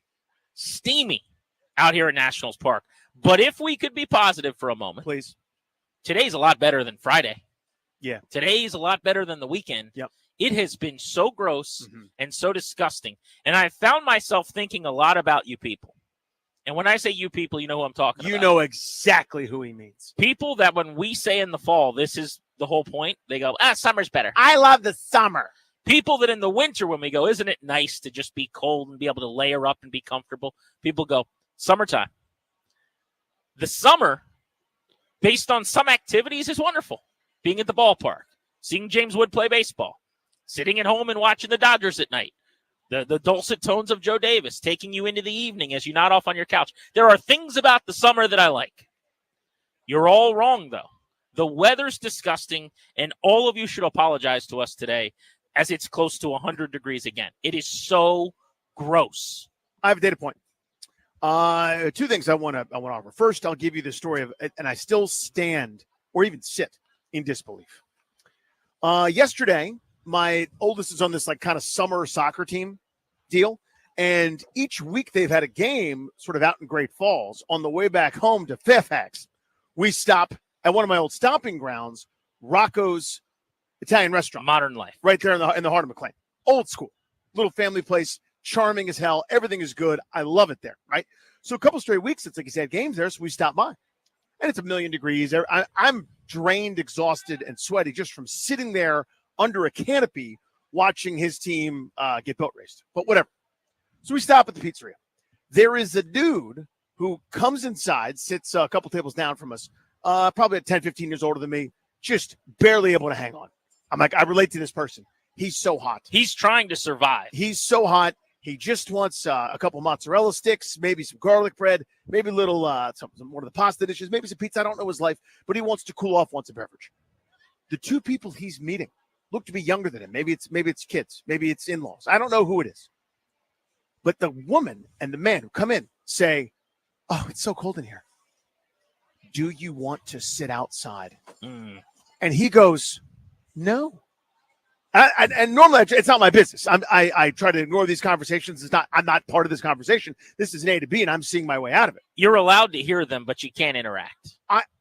My son is horrified as I do this. I slowly do the slow turn agape to witness the nonsense, the barbarism that's taking place 10 feet from me. Well, I think you've got to see what they look like. In the same way that when someone cuts you off, you can't just have that happen and go about your day. Now I got to see, I got to look you in the eyes to know who performed this personal affront. The same way you got to go, who is the person who wants to sit outside right so now? This poor man, maybe he's dealing with, maybe it's his kids. I don't know. She's like, "Do you want to sit outside?" He goes, "No, it's so hot." She goes, "Oh, it's not that bad under the whatever it's called, the overhang of the tent outside." And he goes, "I was just out there, honey. It's awful." She goes, "Come on, it's too cold in here." He literally has to get up and go sit outside. I wouldn't do it. Eating a hot lunch. I would say with these people, you guys can have your lunch out there, and I'll have my lunch in here. But I'm not moving unbolted. And so when my son and I leave, this poor red-faced man is just perspiring. Every napkin in the place, he's dabbing his brow, trying to eat his meat lover's pizza. Disgusting. Can barely hang on. I'm going, jail. Yeah, if you want to send your apologies, summer people, to us, at Grant H. Paulson for me and at Funny Danny for Danny is where you can send them now, whenever you're ready. There is a lot to get to in a very short time today, so let's get after it. I actually wanted to open the show with Brandon Aiyuk posting a picture of Commanders practice that pretty clearly came from Jaden Daniels. Now, was it Jaden Daniels sitting next to him and Jaden Daniels is watching his iPad and Aiyuk just snapped a photo? Was it a video that he was sent? Does he have access to practice? Did he just take a screen grab? I don't know. And frankly, I really don't care.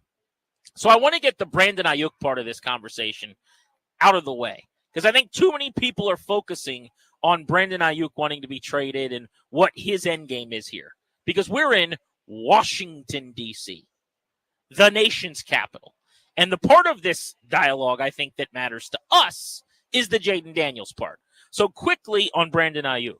His angle is obvious. He wants San Francisco to trade him, and he is trying to agitate them at this point. He wants to break up, so he is trolling his spouse. That is what is happening. Look at me. I'm with another girl, taking pictures and photos and videos, talking on podcasts about how much he loves Jaden Daniels. Look over here. I'm flirting with the quarterback of a conference rival. We're shopping together. We're twins. We're high-five emojiing each other. No harm, no foul. This is the best leverage you got. You don't have a lot of it. The 49ers call the shots. So you're using what is at your disposal to get out of San Francisco. Psst, over here. Now I'm watching the tape of their practices and learning their offense. That's the Brandon Aiyuk part of this. He is saying to Washington, me and Jaden are already study buddies, and I'm ready to be yours. This is officially now tired to me, Danny. We have reached bad bit territory as far as I'm concerned. They have had meetings, San Francisco and Aiyuk. They have said he's staying. He is on record now as saying he's probably staying. We've heard that they made amends last week, but the videos keep coming. So this will be the end of my thoughts on Aiyuk. This is what he's trying to do. I get it. I don't really care that much about him or San Francisco in this discussion. I think it's well said. I rubber stamp that. After whatever, I don't know what number we're on. I don't know how you even count them or give a chronology of it. But after a couple of these, it becomes pretty clear. He doesn't have much leverage. He's trying to exercise it. He either wants a new deal or wants to be traded. I get that. San Francisco's it's not in their interest right now to do that. So they're going to put up with it, and they ultimately hold the hammer. That's fine. The other side of this thing, and I haven't heard anybody talk about this. They're talking about the Aiyuk part of it. The part that I care about is a guy that I like and I'm rooting for, who the whole season is about. Let's stop sharing practice information. Let's stop sharing information with, even if he's your best friend. He doesn't play for you. This is proprietary stuff now. And it's probably not nuclear codes. It's probably not the key to the offense. It's probably not every rule that Cliff Kingsbury's offense has. I understand all that. But there's a reason that one of my best buddies that I grew up playing with, who went to a different college, I didn't say, hey, here's a freeze frame of our head coach going through signals for when a bunt's coming. You know what I mean? Like, here's how we do first and thirds. Here's how we do cutoffs and relays. Here's the signal that we have universal for a catcher to throw behind a runner. Here's how we acknowledge that we got a sign without making an obvious tell. Here's how, if we can't see signals for the catcher, what the pitcher does to indicate what pitch he wants to throw. There's a reason I'm not doing that, even though he's my best buddy or one of my best buddies. We grew up playing together. We're really good friends. We didn't have texting because it was before cell phones, but we emailed each other, like stayed in communication. There's a reason you stop doing that kind of stuff. We don't play for the same organization. I love Jaden Daniels. I'm rooting for him. I wanted them to take him. I'm glad he's here. So far, it's been amazing.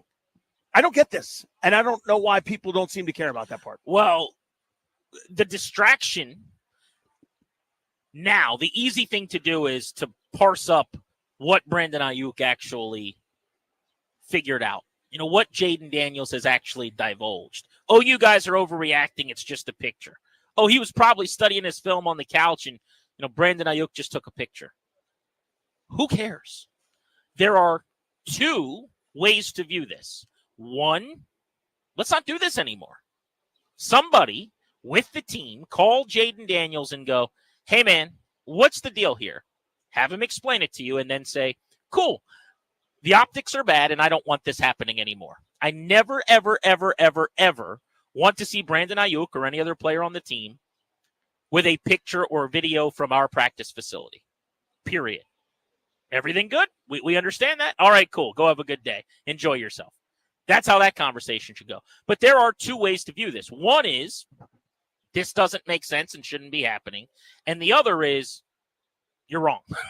If you don't agree with the first part, think about it again. Come back to the conclusion that Brandon Aiyuk shouldn't be posting pictures of Washington's practice. Because until you do that, you're not doing the exercise correctly. I just don't really get Jaden Daniels' angle here or what his end game is. We just told you what Aiyuk's is. He wants to be traded. If you're Daniels, maybe you're trying to get Washington to acquire him. That could be. I got an idea. Do you know Adam Peters' phone number, Jaden? Bet you do. Call him. Tell him you want him. Sell him on why you should acquire the wide receiver, please. If you're just kicking it with your boy and your plan, your goal is not that your team needs to trade him, but you're just hanging out, you're being used as leverage, and it's officially now strange. This is, obviously, we know what it is. It's a picture from Commander's practice. It is a screen grab, potentially. Maybe he's breaking the film down. I don't know. And again, nobody should care. That's what everyone's going to want to argue about. It's a distraction to a larger point. I don't know what the picture is, but neither do you, guy who's saying it's not a big deal. You have no idea if he's just scrolling Jaden Daniels' iPad and looking at each play and pulling up each formation so that he can study the offense, so that he can hit the ground sprinting in this make-up life that they're playing house like he's about to be a wide receiver for Washington. I don't know. You don't know. Neither of us do. Not the point either. Here's the point. Very, very simple. Why is an opposing player looking at pictures of a private practice or possibly watching the film of said practice? Why is that happening? Should it be happening? No. Very, very easy one here. The team, Danny, can we not forget this, by the way? The team just announced, I think it was 2 weeks ago, that there are only going to be 5 open practices to the public. There are going to be less eyeballs from the public and the media on training camp than ever before in history as they whittle down access. Part of the reason is so that they can keep secrets, because the one benefit that they have as a new staff right now is the benefit of surprise. And simultaneously, as they're making sure fewer and fewer people see their practices than ever before, an opposing player in their conference has a picture on social media of their private practice. Nope. This is not the right way to do it.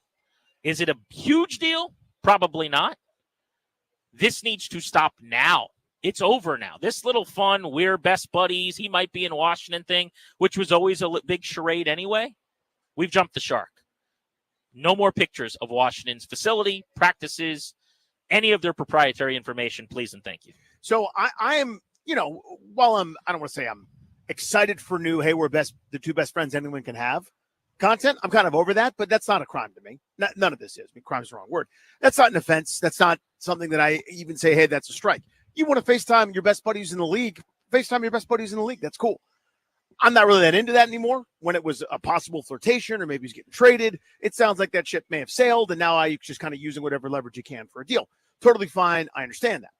The main thing for me, though, on this front is there's a clear dividing line that's needed. There's I'm sharing information about how practice is going, what plays I'm running, formation set. I have no idea. That line needs to be you're on one side of it, and on the other side is we never come over that again. We never cross that line ever again. You want to say a nightly check-in with Brandon Aiyuk, just say how your day was, or what you learned how to be a pro, or what should I eat to recover from practice, or do you like the cold tub, or where Brandon massage gun is best, whatever. By all means, pick his brain. He's got years of experience in the league. If you're sending him practice footage, stop that immediately. Now, I'm still very excited about Jaden Daniels. This is not a gavel slamming on his career. This is a rookie who hasn't played a game yet. This needs to be a teachable moment for me. This is a great opportunity for Dan Quinn and his staff. There's going to be many, by the way. Absolutely. To go, hey, I understand you guys are best buds. You can't do that. That's all, man. See you tomorrow. Yeah, that's all it's got to be. Great. But right? I really do genuinely hope somebody over there makes that phone call. It should be Dan Quinn. If not Dan Quinn, Adam Peters, but I don't really care who it is, and just says, hey, buddy, you're the quarterback of the team. You can't share the practice film with an opposing player. Now, this should not be something that you have to tell the quarterback of your team, for the record. This is a judgment thing that I don't love, for the record. Having said that, to your point, not the end of the world. If we got to have the conversation and we've reached got to have the conversation territory, let's have it. Because, again, I already know what those of you that don't think this is much of a thing are going to say. Well, it might just be a picture. Don't care. bad judgment, tell Daniels this is foolish, and to cut it out, and we'll all move forward together. It's so simple. Jaden, it's cool you have a best friend. I wish I had a best friend that I like to go shopping with.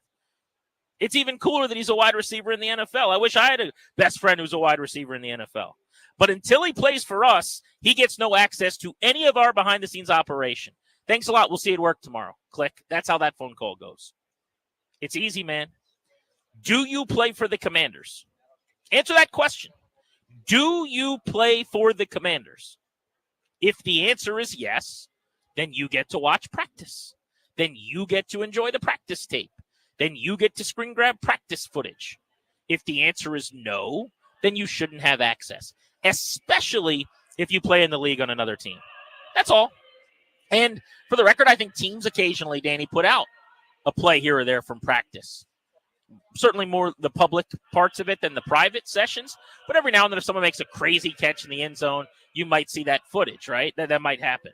By the way, if you can hear the national anthem going on behind us, they're warming up a couple hours before the game. So don't think that we are being rude and talking through it. There's some sound checking going on at Nationals Park. The game is at 4:05 today.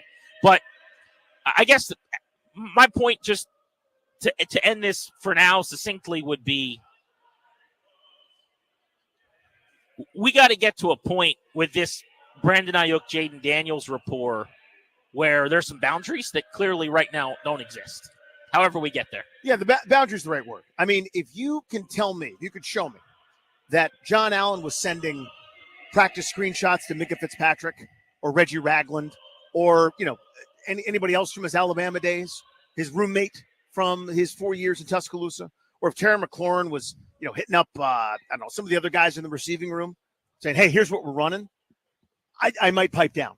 But I don't think that's happening. I don't think you do that. I think it's intuitive. I think this is probably one of those times where Daniels didn't think that Brandon Aiyuk was going to post it. Well, I was going to say, I'd be willing to bet at some point to what you just said that somewhere along the line, somebody sent a buddy footage and said, look at this route I just ran, or look how I carved this dude up, or whatever it is. And they sent a little screen grab clip over to a friend in the league or something on another team. I'm quite sure that's happened.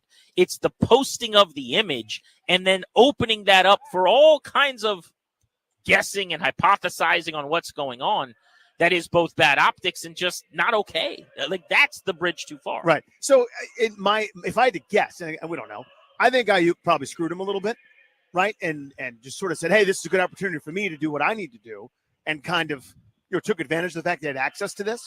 But even still, right, it's very easy not to send practice footage or practice pictures or anything like that to guys that don't play for your team. That's a very simple thing to do, and let's just turn that switch on. Let's now have a boundary.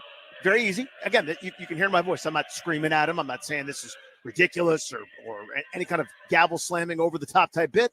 This is very simple. Just say, hey, man, let's make that the last time that happens. Done and done.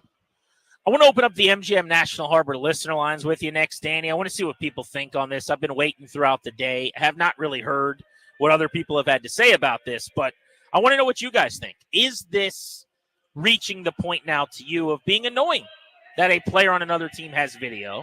Do you think that's overstated? 800-636-1067. And I'm curious mostly how many people agree with me, and it sounds like Danny as well, that it is time for somebody with the club to just give Jaden Daniels a phone call and say, hey, the hanging out and the shopping and doing all the stuff, it's legal. You're allowed to do it. It's not tampering. Players are allowed to have buddies on other teams. Mm-hmm. This is the time, though, that we probably went a little bit too far. So let's put the toothpaste back in the tube. Is it time for that phone call, and who should make it? 800-636-1067 if you want to join us on the MGM National Harbor listener lines on Grant and Danny.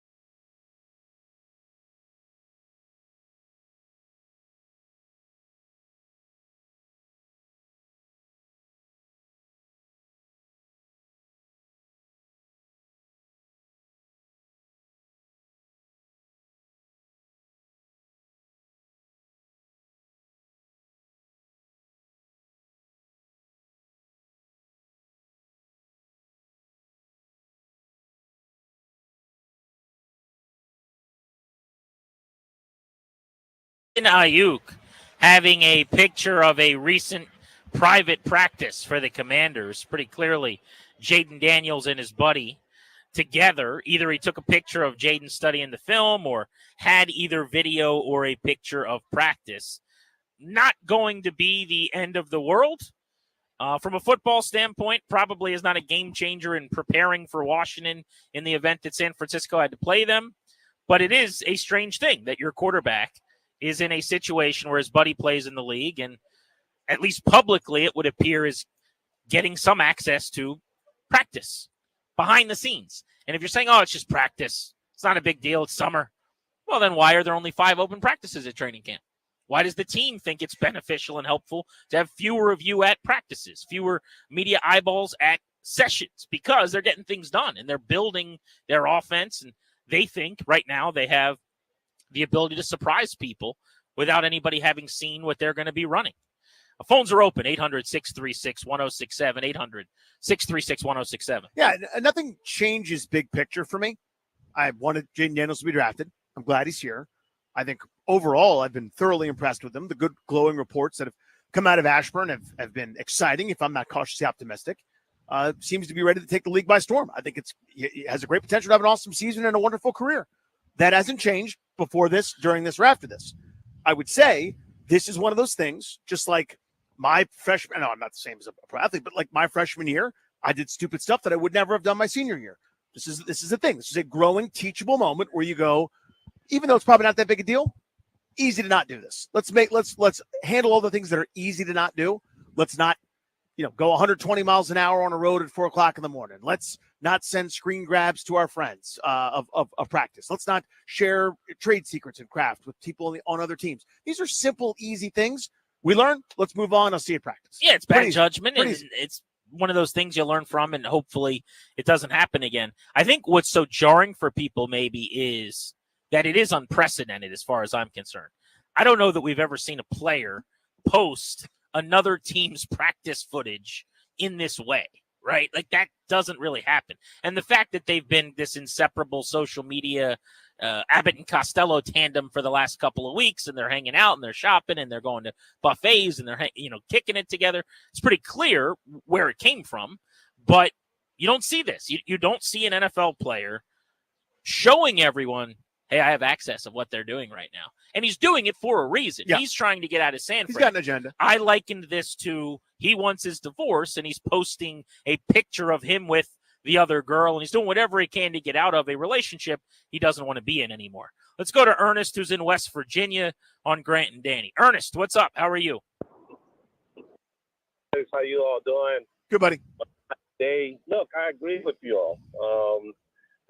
We just got out of almost 30 years of seeing like something, controversy, something. And with you all speaking about it, it's just going to create more controversy as it continue on. It's best that either Dan Quinn or Adam Peters step in and maybe nip it right at the bud. It's time, because it's just going to just get bigger if it doesn't stop. If you're talking about changing the culture and having a professional organization, I think you just nip it at the bud and say, hey, look, we don't do this. This is not professional. No matter what, got to be a better way of handling it. So I agree with you. Love that, bud. Thanks. Thank you, Ernest. I love when you went to camp. Just going away, doing various things, talking to Vern. I don't know who Vern is, by the way. Who's Vern? We never see him. Point is this, and some of this is going to be a generational thing where I was going to ask you. Yeah.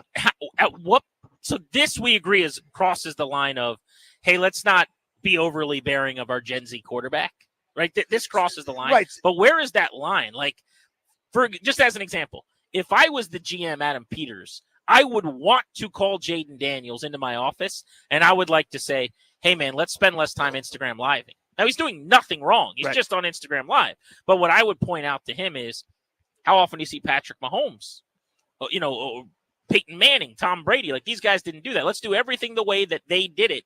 But I'm not going to do that because he's doing nothing wrong. Right. And just because I grew up in a different era and a different way of having fun doesn't mean I should impose that on him. where is that line of you got to let him be him? You drafted him. Jaden Daniels is showing up. He's going to be a fun star in DC. You got to let him show his personality. To a degree.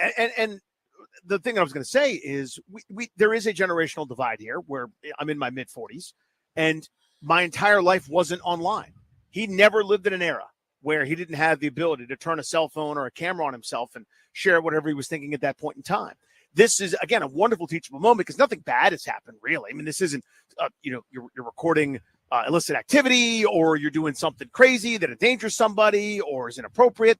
This is just one of those kind of innocent ones where you go, see how this can grow, see how this can kind of, here's your cautionary tale, right? Where, I don't know, like if my 10-year-old accidentally came into the room when I had like a Zoom going and like made inappropriate sounds or something like that, I'd go, this is on the internet. This is forever. Now we know. Not that big a deal, but now we can learn that there's potential embarrassment. There's an easy guardrail to adhere to. So some of it's always going to be, as an older person, I have to kind of go, is this me just being a curmudgeon? Not in this case. I'm with you. I'm like, maybe a little bit. You don't have to say everything on Instagram Live. Maybe you don't have to record every FaceTime. Well, that's to just, that point, that's what a kid's doing right now. Totally fine. Am I being a curmudgeon is the right way to look at it. Like, to that point, there will be a time where the greatest quarterback in the league lives on Instagram Live. Yep. Like, we are headed there. Mm-hmm. And maybe it'll be Daniels this season. Maybe he's CJ Stroud, and after every game he's doing an hour. In he's 3 years, he wins an MVP, right. And it's like, I'm on Instagram Live from the MVP. And at that point, every quarterback after that might want to do that. Currently, the greatest to have ever done it, the guys that I really admire and you really admire and people think of as the GOATs at the position, they've done it one way.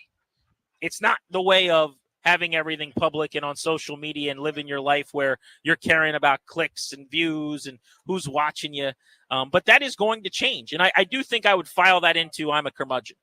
When I am annoyed by doing the eye roll of like, oh, we're on social media again. Here we go. I'm a curmudgeon. I also, by the way, for work, live on social media. I watch and live tweet every Nats game every single night, right? Part of my gig. I don't think it's necessarily part of his gig to do the Instagram Lives. It's part of ours. But that probably doesn't matter. And I am readily admitting to you, Adam Peters, even if it's something I would want to do as a GM, and I wouldn't. I would refrain from that. You don't got to call him and say, hey, man, you're on Instagram Live too much. But this is past that. This is not I'm a curmudgeon. This is proprietary information. We've crossed the line here. Matt is in Fairfax on Grant and Danny. What's up, Matt? How are you? Hey, guys. Love the show. Appreciate you. My fear with the Commanders is the league going to come down and say this is some kind of tampering? And is this going to spook the league's gambling partners? Or perhaps get like the Department of Justice involved in some kind of investigation if proprietary information is being shared? It's a great question. It's probably above my pay grade, and thanks for the call. Whoa, the Department of Justice was a bit, I think, right? No, I mean, he was basically saying if there's gambling and money on the line and players or teams are sharing proprietary information, which could change the outcome, then there's a whole thing of interstate commerce and betting and regulations are violated. I don't think we're there. I understand the line of thinking. I don't think that rises to this. If they played on Sunday and they were hanging out and he posted out this picture, maybe we got a conversation then of just how big of a deal that is from a gambling standpoint. This does not rise to that. No, it doesn't. But the question I think is a fair one. Maybe not the DOJ part, but the initial question of if this is happening now, are we 100% sure it wouldn't happen in October? Are we 100% sure it wouldn't happen in November? We just happened to find out about this one because Brandon Aiyuk posted it because he's looking for leverage. But if you're doing this now and we hadn't known about it, would you still be doing it in 6 months, 10 months, your year 5 in your career, whatever? Those are fair questions to ask if this is a more common practice. The part of his call, and I thought it was good, thank you, that appealed to me is the tampering angle. I don't think he is doing anything that he'll get in trouble for. In fact, I know at one point early on, somebody checked in with the team and just made sure, and I think they had reported and come out and said, they're buddies. You're allowed to have friends, essentially. He is under contract. So the idea, like, someone in the front office cannot do what Jaden Daniels is doing, obviously. That would be tampering. The fact that a player is allowed to do it is a strange gray area. Mm-hmm. But you see this in other sports, in the NBA especially, where guys are constantly recruiting each other. A lot of the time, it's via free agency or someone who's not under contract. But how many times have super teams been put together because dudes are at an event and they're having a discussion and they're going, bro, we should play together. if me and you link up and Clary and Darius come with the us. Nantucket house or wherever it was, Exactly. Long Island, is how we got the Miami Heat. So I think they're in the clear on that regard. I don't think there's anything that two buddies that are both players can do that would be considered tampering, to be completely honest. I can double click on that for you guys and I can ask around, but I'm pretty sure that the tampering threshold is above the players. That would be a coach, position of authority, front office, somebody like that. And it is a little bit of a loophole, but this is not new. I mean, recruiting and trying to get your buddy to come play with you has been around since before I was watching football. Let's go to Eric in Warrenton on Grant and Danny here on the Fan. We're live at Nats Park. What's up, Eric? Hey, boys. How are you? I was just thinking about it. I'm pretty good, man. Like, I guess a broader scope, I think of the players as employees of the organization. And so I'm wondering if the Commanders shouldn't be going to the NFL and maybe taking issue with the 49ers organization, because maybe, in quotes, an employee of theirs is gathering and sharing information that's supposed to be proprietary. Look, Pete, thanks for the call. Peters knows Kyle pretty well. Yeah. I mean, that's a quick conversation. I don't think you got to – he worked for John Lynch. I don't know that you got to involve the NFL. But control your own employee. Yeah, I mean, your own employee gave him the picture. He didn't go into your office like he was working for Richard Nixon he didn't decades ago and with flashlights and find some paperwork. I mean, this was clear how this happened. Either it was sent to him, it was given to him, it was shown to him, and he's just sitting there taking a picture. If I'm Adam Peters, I care a lot more about the most important, not just player, person in my building from a judgment standpoint, showing bad judgment. Yeah, this is one of those, and again, I understand the line of questioning, but I don't think you want to get the NFL involved over something that's pretty minor and persnickety.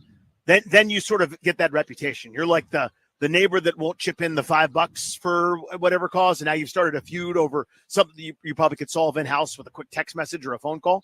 You know what I mean? Like, I understand the point where your employees are doing both on both sides. You're not in love with what's happening either way. Both Aiyuk posting this thing or getting a hold of it or receiving it, and then your own employee doing it. I don't know if you want to start doing nanny state stuff, though, right? Where you're going, we're not going to cause a fight over this small one. We'll handle this one. Jack's in Springfield. Jack, do you have an issue with Brandon Aiyuk getting an image or video of the Commanders' practice?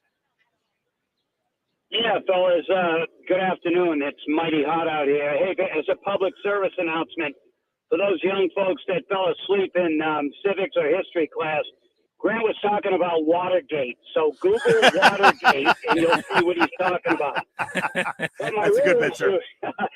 My point here is, look, I would think in the age, how long have we had cell phones? I think it was after the existence of the NFL that there's some fairly extensive cell phone policy, IT policy, whatever you want to call it, that employees would probably have to sign. Not only someone read it to them because, they probably get a lot of stuff thrown in front of them as they come on the team, but that would be one that I would probably have someone read out loud before the team member signs it so they know, how things can go bad with those cell phones. I know all these young folks are really concerned with their image, and that would need to be made clear. The next point would be the person who should drive that point home, in my opinion, no doubt should be the head coach. Yep. Not the offensive coordinator, the big dog, not the owner. They don't start that owner crap where they start coming down and having that personal relationship, so to speak, on the Jets with the quarterbacks like Knucklehead did. But the head coach, letting him know this is his baby. I'm giving you a mulligan here. Do it again, and we're going to have an issue. Thanks. Great phone call. Thanks. Thank you, Jack. I love the idea of only referring to Dan Snyder as Knucklehead. The Knucklehead. Not even just Knucklehead. So good. Very good phone call. Thank you. I want to get into the Nationals who played today and what has been an amazing first week for James Wood. We'll do that at the top of the hour. Do people know how close we are to football, though? I'm going to put that into perspective for you next. Plus, Ryan Clary is out here sweating with us.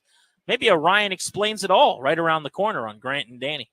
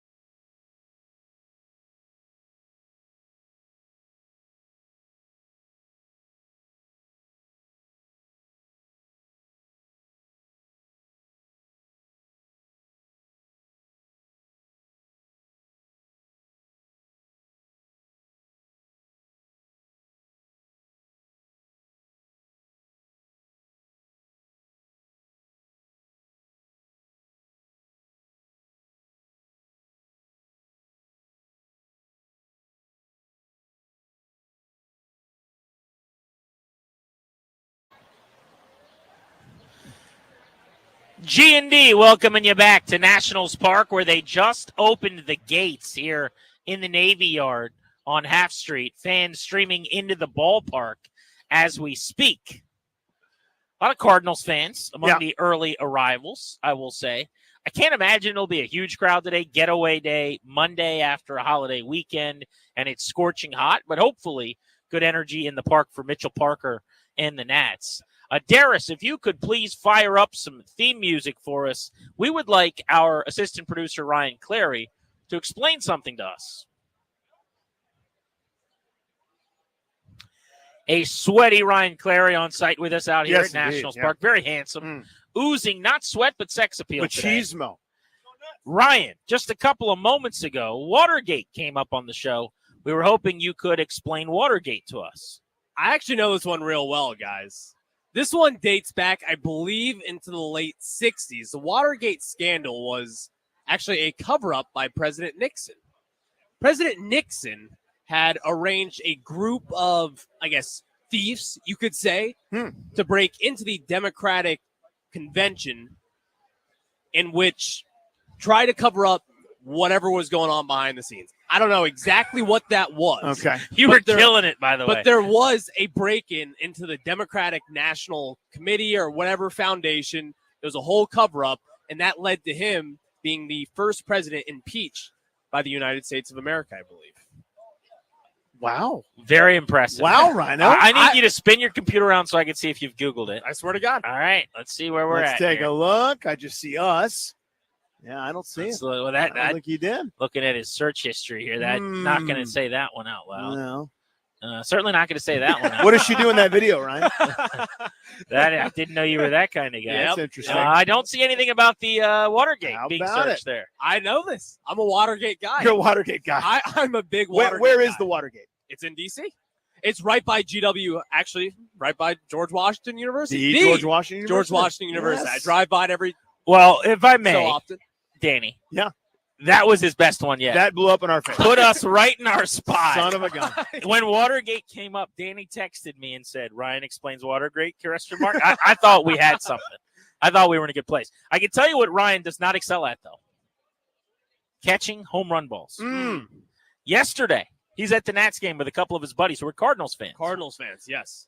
Wilson Contreras. Yep. Hit a ball 109 miles an hour off the bat. It 109. was screaming. It grew lips. It was yelling all the way out to left center field. And if you watch the video of the home run, Ryan in a Juan Soto Expos jersey, which Silly is a good jersey. look. Very good jersey. The ball's coming right for him until Danny Rouillet. He makes a business decision. Yeah, that's not near him. People are going, oh, it's near Ryan. Oh, it's in his section. No. It's like Contreras was throwing it to Ryan. It's like the scene in The Sandlot where Benny the Jet proves that the new kid can catch. So he hits him a ball right to the Scotty kid's glove. Smalls. Yeah. Ryan is Scotty Smalls in this video. Yeah. Like it's coming right at him. What does Ryan do? Think about all the things you've ever seen anyone do when a ball in a big league park is coming right at them. A home run ball, no less. All you do is dream about catching a home run ball. They sat in the sun all day long. He is sunburnt today. A couple times I reached over, tried to tap him on the leg. He has moved his leg and squealed like some animal because he's got so much sunburn, because he didn't put sunscreen on, because he doesn't believe that the sun is hot enough to burn him or some other crazy thing that will give him skin cancer many, many years from now. Big Watergate guy. Watergate guy. But what does Ryan do? He doesn't reach out to catch the ball. You might think he did that. He doesn't move to the side because he's afraid that he's going to get hit and pick it up after it bounds around. No. He does something I've never seen anyone do. I've never seen this before. I have been watching baseball for 30 years. I have seen thousands of home runs land in the stands, high school, college, big leagues, whatever. I've never seen anyone do what Ryan did. Quite literally. And you can see video of this. Ryan, maybe you should tweet this out. I did. Was it at Ryan Clary? At Ryan Clary 11. The 11. video is out there. And I have a different angle as well, I must say. But Oh, we'll get to that I hope later. you need a couple more angles. Here's what Clary did. Swear to God he did this. He turns around. The ball's coming right at him. Not true. And what he decided to do was turn his back to the baseball. Nope. He claimed yesterday, and we're going to give him a chance to explain himself here. He claimed yesterday he did that because he wanted the ball to hit him in the side and then fall so he could pick it up rather than trying to catch it. Yes. You turned away from the baseball. Let me explain this. First and foremost, 109 miles per hour off the bat. Off the bat, when it got to you 400 feet away. Probably 103 miles per hour. We're going to go with like 86. No, it's still chance. moving. Well, It's there's moving. no wind resistance. I'll have time to explain it to you. Yes, it's moving. falling to the ground. Yeah. It's sure. It was Because a it line. can't It was continue a to move. line shot. It was a rope. A 23-degree launch angle, not far off the ground. Derek Law did not hit his spot. That ball was well struck. It was, just a frozen rope right at me. So here's the thing. Early on in the game, and we were actually talking about this, we were sitting out in the scorching hot sun because, number one, we're going to see James Wood. He's so big. He's in left field. We wouldn't be right there for James Wood. Those were where our seats were. So we saw James Wood all day long. We were talking about never being able to catch a home run. Never caught a home run ball. All three of us have been to so many baseball games right here at Nationals. And did you tell them you had several chances, but you turn around for some reason? You mooned the ball for some reason? Did not. So that was around the second inning, I'd say. We were talking about that. Then later on in the seventh inning, that's when Wilson Contreras steps up and just smacks one to us. As it's midair, I literally say, boys, this is coming right at us. And we see it kind of tailing back a little bit. It was one of those balls. It wasn't just like a line shot right at us. It hooked a little bit. It hooked a little bit. That'll happen. And all of a sudden, it's coming right at me. I stand up from my seat. I didn't have to move a muscle. It is coming right at me. I'm sitting So there. that's why you turned around away from it. No. I'm sitting there getting ready to catch it. You can see it in the video that I'm going to tweet out a different angle where it kind of proves my angle. You see my arms out getting ready to catch it, kind of like an alligator catch. A lot of about to do things. A lot of I'm going to do this. Did you Yes. catch it? You must have caught it. When did you moon the ball? When did you decide to turn around so that your back was facing the baseball? Split-second decision, very last second. I then decided to turn to my side. I was thinking I was going to wear it. I was going to take one for the team. But stop right there, please. Yes. On what planet does that make sense? You're not a batter trying to get on base to score a run. Yes. He said he's going to wear it. A ball. You have several seconds, even on a well-struck ball, from home plate to your seat. You have enough time to go, guys, it's coming. It's coming, guys. And you just decide at the last second you're going to let it hit you. It's not you like have hands, bro. I know. It's not but like an here's the 0-2 thing. count where the pitcher throws a backup breaking ball and you're in your base. I know, but here's the thing, though. Here is the thing. I'm telling you, this ball was not coming from my chest. It was not coming from my arm. It was coming for the jewels, man. Sure. It was coming for the area that you do not. And you wanna don't be have hands. Tapped in. You don't have arms. I do have hands. Oh, he has but here's- arms. I do. He has arms and I do. hands. I do. But I was not going to risk it. I was not going to risk getting stretchered out. Nobody of section stretchered 103. out. Nobody wants you to be hitting the junk. Here's Also, what you know how many people get stretchered out of here for baseballs? One every 3 months, okay? It would have been me. or less. It would have been me. What? Then when do you go, I'm going to turn and moon the ball? I'm going to stick my Last tuchus second. out. Why was your back to the field It as was the ball side. came? It was And by the way, it side. didn't hit you.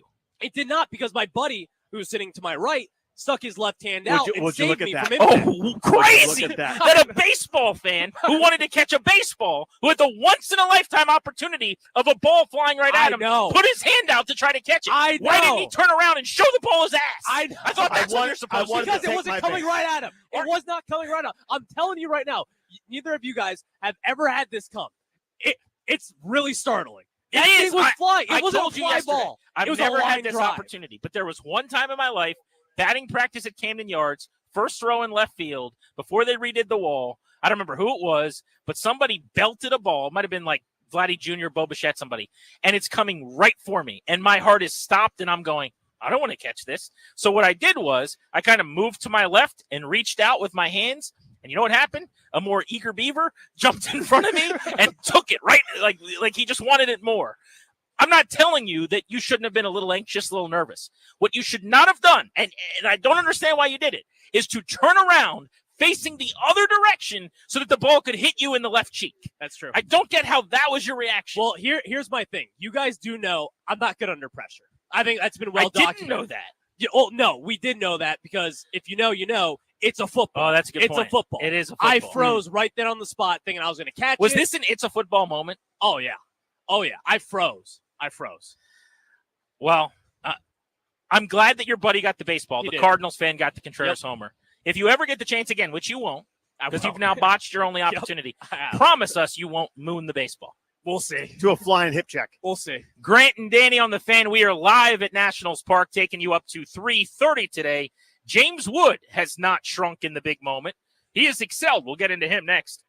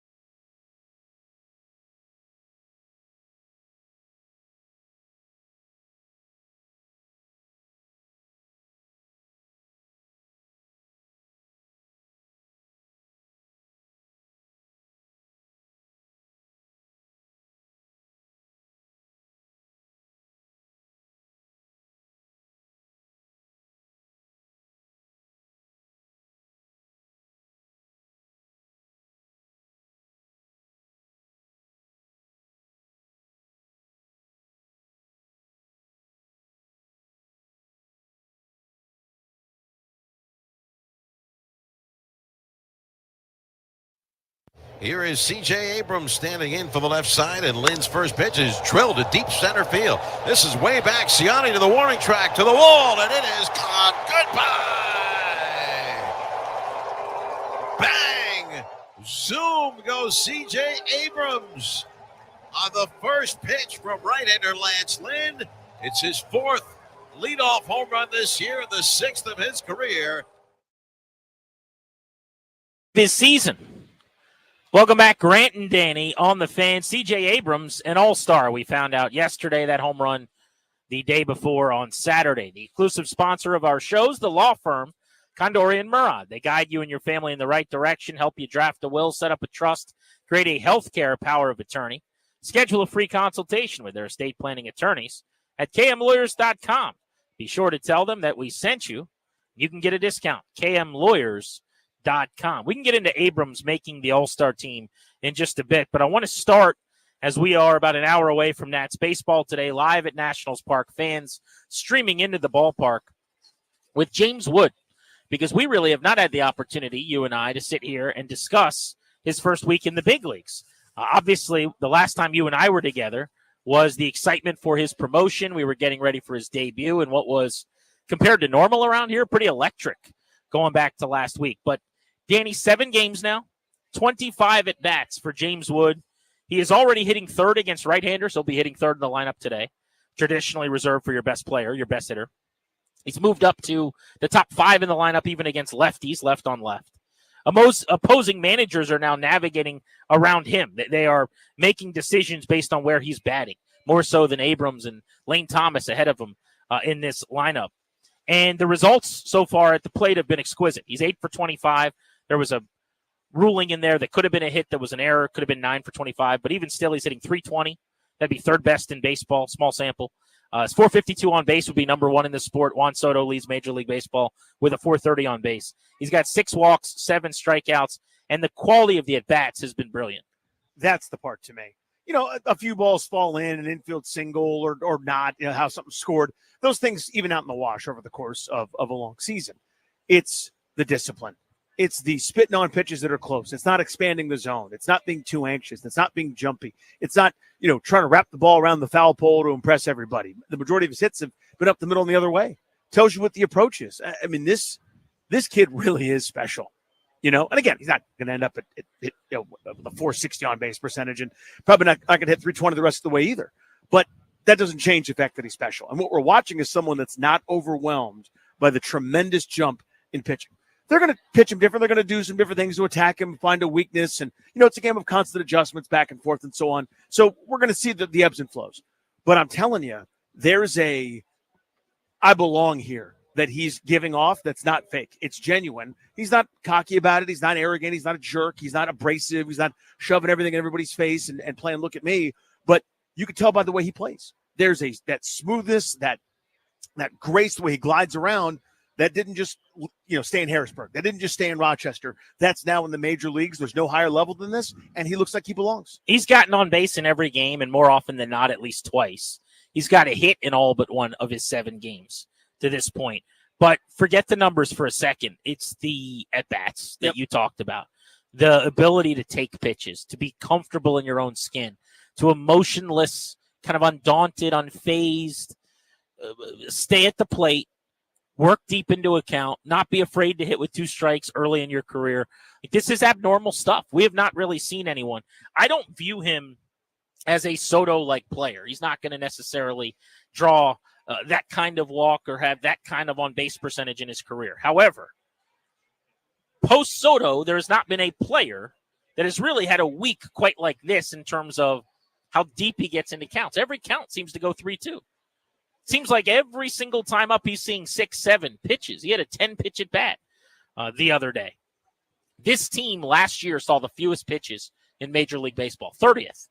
This year, they're 28th out of 30. Exact same number of pitches per at bat. A couple of other teams have gotten worse. But if you take all the games since the start of last season, no team in the sport does a worse job at working counts, making pitchers throw pitches than the Nationals do. Enter James Wood, who's got this ability and this trait that he's able to do that. But it's special. It's unique, right? The exit velocities are very rare. No one on this team is going to be anywhere near where he is with how hard he hits the ball. And it's why a lot of the ground balls are getting through for hits, because you look up and you go, oh, that must have been 95, and it 107, 109, just rockets. Wait till he starts pulling the ball in the air. He has not done that yet. He hasn't hit a ball hard to right field in the air yet. Most of the time, it'll end up in the second deck when he does that. The couple of times he's lifted the ball, I think there's 3 or 4 I can think of total. Had a fly out to left, but he had the opposite field home run on Saturday, followed by the one hop off the fence 2-run double in a 5 RBI 3-inning sample. And he's really not even completely locked in with his ace swing, elevating the baseball with loft yet. Just wait till that start happening. Indeed. In this weather, Danny, in this heat, I mean, how far is the ball going to travel? Well, it's going to come the way. I mean, early on, most young players, you go, all right, let's see what you do with stuff away from you. Let's see what you do. Most guys, that's where you come up. When you hear baseball people talk about it, they say he's a book guy, meaning, hard away, soft away. You make people have to go to the opposite field, and you guys get impatient.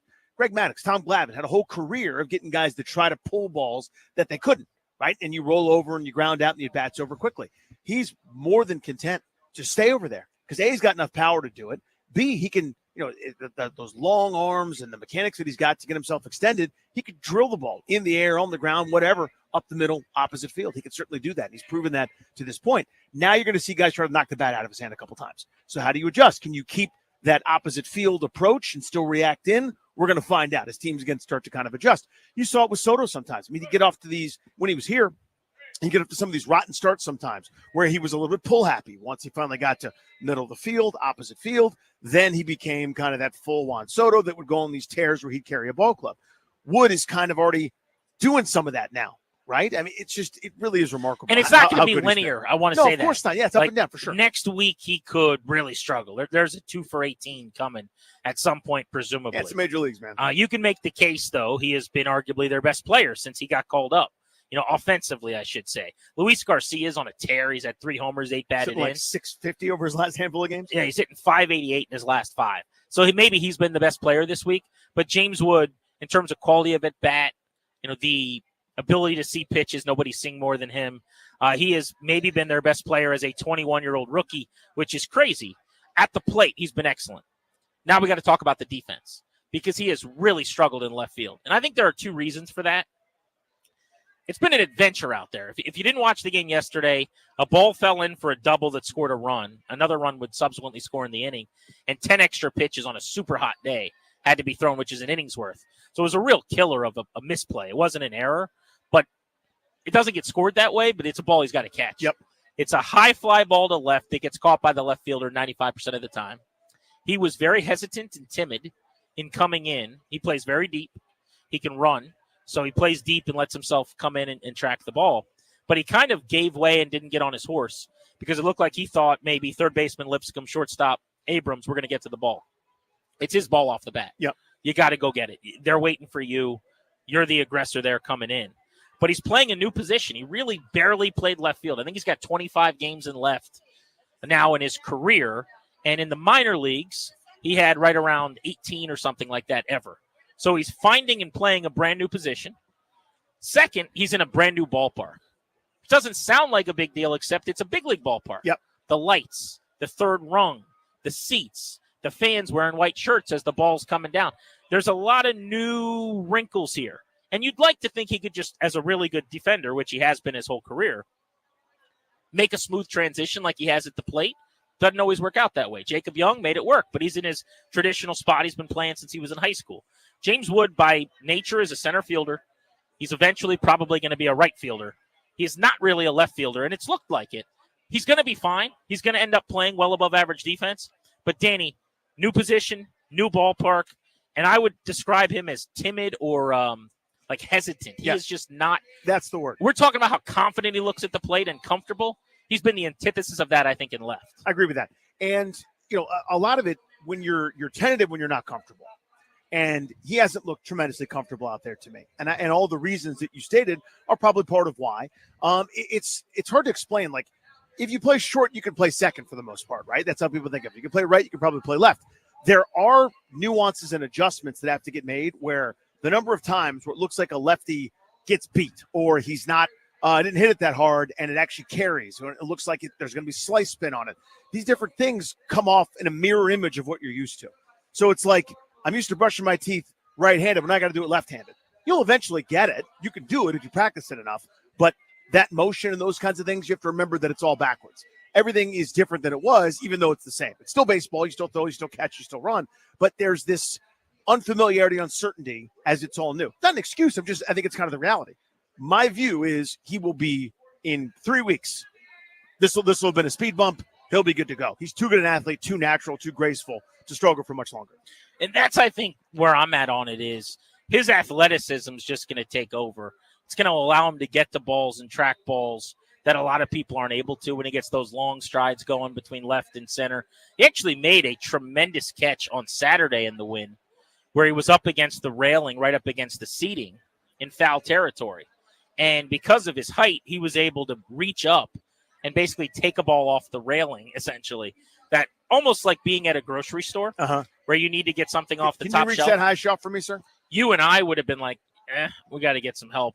Someone's got to come with one of those tall sticks to lift this. And he just comes over and grabs it, giraffe style. So there are already plays that he's making that you'll see him flash and you'll go, oh, that was really nice. And that's what the norm hopefully is eventually going to be. But rest assured, when you are an above-average defensive player in center field, which is what he's been in the minor leagues, you're not going to be a bad left fielder. That transition doesn't really happen. He has played poorly in left so far, if you want to say that, because it's new and he's learning, and he's going to. I am not concerned even a little bit, and I care so much less about that right now, by the way, when these games don't matter to the same extent that they're eventually going to, than how he looks at the plate. Like, if you could give me, man, he's been amazing in the field, but he looks a little lost at the plate. I want him being the best hitter on the team, arguably, right away already, and we'll figure out left as we go. They could have, by the way, if they really wanted to. I guess they could move Lane Thomas to left and let James Wood play right and say, hey, you know that position, you'll be more comfortable there. Lane Thomas is outstanding in right field. Yeah. He's an excellent defender. He leads Major League Baseball in outfield assists since the beginning of last year with a lengthy stint on the injured list, oh, by the way. So I wouldn't have made that move, and you can't move Jacob Young right now because he's arguably been a top 5 defensive outfielder in all of baseball, according to the metrics. Yeah, and it's not fair to a guy that's here as an incumbent, that should have been an all-star last year, et cetera. I know that James Wood is more important long-term to the organization than Lane Thomas is, but it reminds me of when Bryce Harper came up. He played left field. Jason Worth was entrenched in right. Now, after an off season where everybody's got time, they ended up swapping, which is the right call. So maybe that happens next year if Lane Thomas is still on the squad, isn't dealt at the trade deadline, which I don't expect him to be. But, there are plenty of things that you can do. And here's the other part of this is I'm perfectly okay with allowing some growing pains at the major league level and knowing there are going to be others. In other words, they're going to come up with a way to get James Wood out. They are. There's too much money that goes into every pitch for someone not to come up with a strategy or find a weakness or find something he has to adjust to. Let him do it up here. Let's not have it hidden away from prying eyes in AAA or somewhere down in the minors. So I'm fine with some of that at the major league level too, because it's going to serve us well long term. I'd love him to be able to play left field also. I'd love to have that flexibility. I'd love a day where Dylan Cruz needs to be off his feet in 3 years. So James Wood's in center field or Jacob Young's in center field and Wood's in left. Let's do it all. I got no problem with that. It's not like we're going to take ground balls at third or play short or something like that. I'm all good with him learning on the job in left field because the rest of his game is ready to go. Darius, can we listen to James Wood's first major league home run from Saturday afternoon as heard on 106.7 The Fan here, your Nationals flagship station? Now the set. And the pitch. Swing and a long drive. Deep left field. Way back.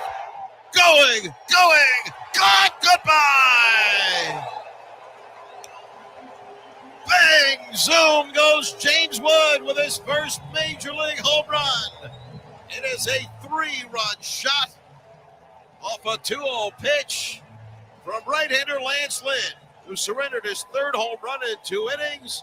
James Wood touches home plate, number 1 in his big league career. And the Nationals with 3 more here at the bottom of the second. It's now Washington 7 and St. Louis nothing.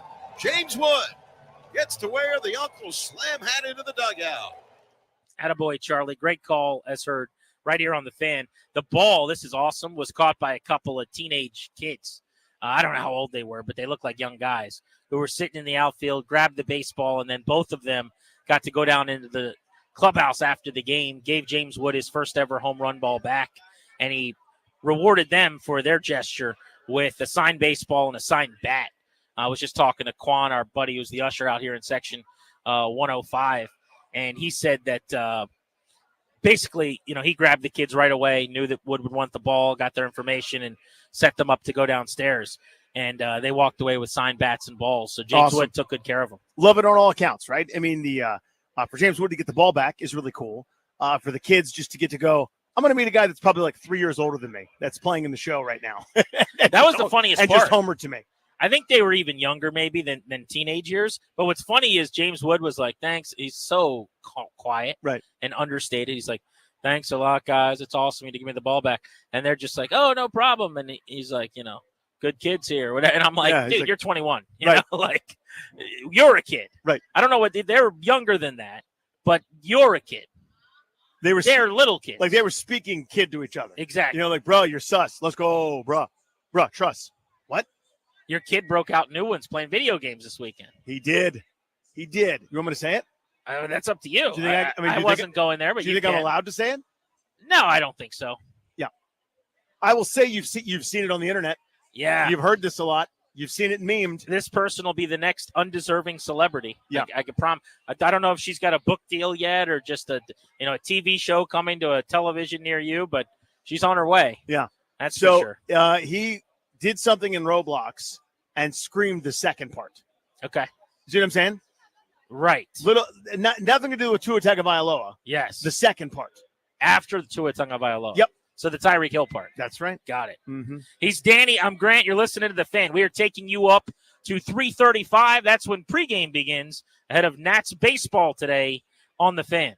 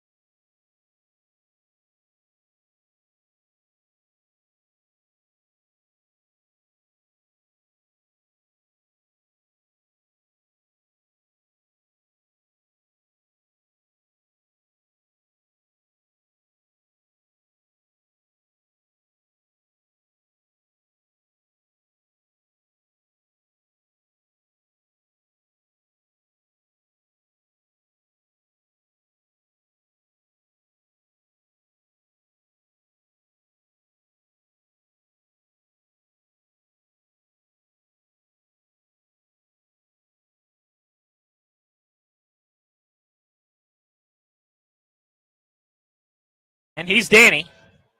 I'm Grant. Even though we're out and about at Nats Park, we're still keeping the 106.7 The Fan live stream going for you. You can watch us on YouTube via the power of a laptop camera.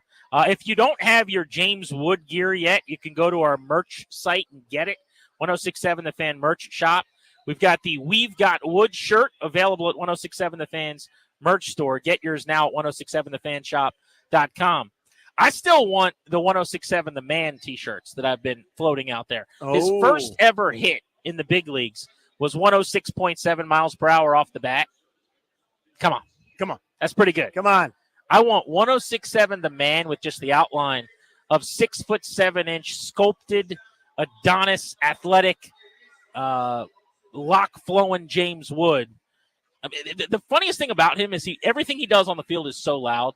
He is such a quiet person. Was that in the other day near his call up presser that he was doing? And if you weren't right there with your mic flag in front of him, you couldn't barely hear what he was saying. He is a unique superstar to be, because most guys have this big personality and they just want to be in front of a camera. I get the sense that dude wants to chew bubble gum and play baseball, and he's all out of bubble gum. And he's fresh out of bubble tape. Yeah, all about it, man. I think that's the dichotomy, right? I mean, not everybody is gregarious. Not everybody's loud and attention-seeking. I totally understand that. But if this kind of continues and he becomes a superstar, he may have to do some things that are not his favorite. You know what I mean? Like to sort of enhance and be out front. I mean, there's some guys, the commissioner, I think, criticized loosely or gently Mike Trout for not being a limelight-seeking sort of dude. He's a household name, one of the greatest players ever to live, and doesn't love that kind of stuff. It's just everybody's wired differently. His first priority is to be a great baseball player. But, yeah, I mean, you're going to get attention to keep doing the things you're doing. The one thing I'm going to work with James Wood on, I'm going to get him to like the New York Giants a little bit less.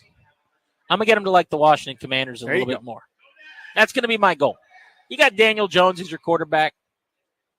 How fun is it really to be a Giants fan? I mean, really? You know? I'm not saying it's a great time being a Commanders fan, but maybe it'll get better with Jaden Daniels. By the way, we see a Tress Way jersey making its way in to Nationals Park. That is a Tressler Way jersey. I thought it was a Jaden Daniels jersey, which is why I called attention to it. Oh, I was like, I'm seeing a Jaden Daniels jersey out in the wild. Nope, it's a Tress Way jersey. That is a retired number 5. All of our baseball coverage on the Fan today is presented here at Nationals Park by T-Mobile. Switch to T-Mobile and you can get tons of benefits and still save on every plan versus AT&T and Verizon.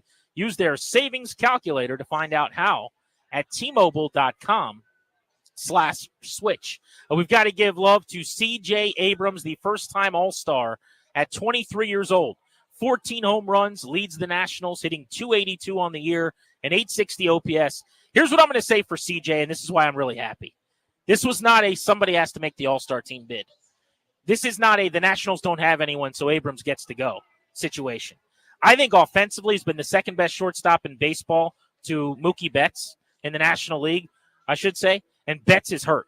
That's why he's an all-star. C.J. Abrams, if you look at some of the numbers and where he ranks among shortstops, first in slug in the NL, second in extra base hits, second in OPS, second in Ops Plus, second WRC Plus Fangraphs, second RBI, second triple, second on base, third in WAR B, tied for third in home runs. If you look at how he's finished the first half here, hitting on pace now, 25 homers, 25 steals. But in his last 27 games, 363 with an OPS of almost 1,100. He is a deserving all-star. The next phase of his development, we need to get him more consistent, making routine plays at short. He makes the spectacular play sometimes look easier than the routine one, and he still gets thrown out on base way, way, way too often. He's leading Major League Baseball and being picked off. Those are little lapses in judgment and concentration that happens when you're young. He's still only 23. But this is a legitimate, credible all-star, deserving of the honor. I'm fired up. Yeah, here. And it's, again, it's a nice little benchmark, a nice little moment, thinking again of what got us here, right? That Juan Soto trade, the struggles that Abrams had at the Major League level, the struggles that a lot of this organization has had, right, to field a competitive Major League club in the wake of trading away all their best players that brought us a World Series here 5 years ago. It's a nice milestone, right? He deserves to be an all-star. This isn't, as you said, one of those, well, every team gets to get one, so who's yours? There are a couple guys, frankly, that deserve to be all-stars that didn't get it because the National League, well, just both leagues, obviously, are so super deep. I thought Jake Irvin had an all-star case. Kyle Finnegan had one. But there's probably a dozen other guys around baseball that have a case where they're not going to get to be all-stars. It's just one of those things that happens. But Abrams is absolutely deserving. When you look at all the metrics, all the countables, as you alluded to, 100% deserves to be an all-star. Thrilled for him. Let's get you your Nats starting lineup and pitching matchups as we get ready to turn things over to Charlie and Dave with the official pregame show, and we turn the broadcast over to the Nats Radio Network. Presented by The Window Man. Since 1989, The Window Man has been the educational window company. Get your free no-pressure in-home estimate at thewindowman.com or at their Fairfax showroom. Behind Mitchell Parker and opposite Miles Michaelis, who comes in with a 5.2 ERA, but will go 6 shutout today because that's what always happens. Leading off playing shortstop, all-star, Jake Abrams batting second in right field. Lane Thomas batting third in left field. James Wood, your DH, batting fourth. I got one real quick. Go ahead. Instead of just James Wood, why don't we do the C? Jake, why don't we go like the Ohio State University? Okay. The James Wood, like that. Okay. Let's try that. All right. Batting second in right field, Lane Thomas. Batting third, the James Wood. Batting cleanup, Jesse Winker, your DH, batting fifth. K-Bear Ruiz batting sixth. Luis Garcia, hot right now. So hot right now, playing second. Juan Yepez at first base, hitting seventh. Trey Lipscomb at third, hitting eighth. And your guy, my guy, our guy, Jacob Young in center field, batting ninth. What am I going to complain about, by the way? No Nick Senzel, no Joey Meneses, no Eddie Rosario. The youth movement is here. Just some Gen Z ball players for you. Enjoy it. Just a bunch of young kids playing baseball in the heat. What am I going to be mad about? I'll find something probably. You'll find something. Someone we will always do. Someone will get thrown out in the first inning, and then someone will get backpicked in the second inning, and I'll be riled up, frothing at the mouth. But in the meantime, the old guys are leaving. This is why we're here. The kids are graduating. Let's have some fun. Nats baseball is next. Full show tomorrow starting at 2 o'clock. Thanks to Darius and Ryan. We'll talk to you then. Thank you for coming.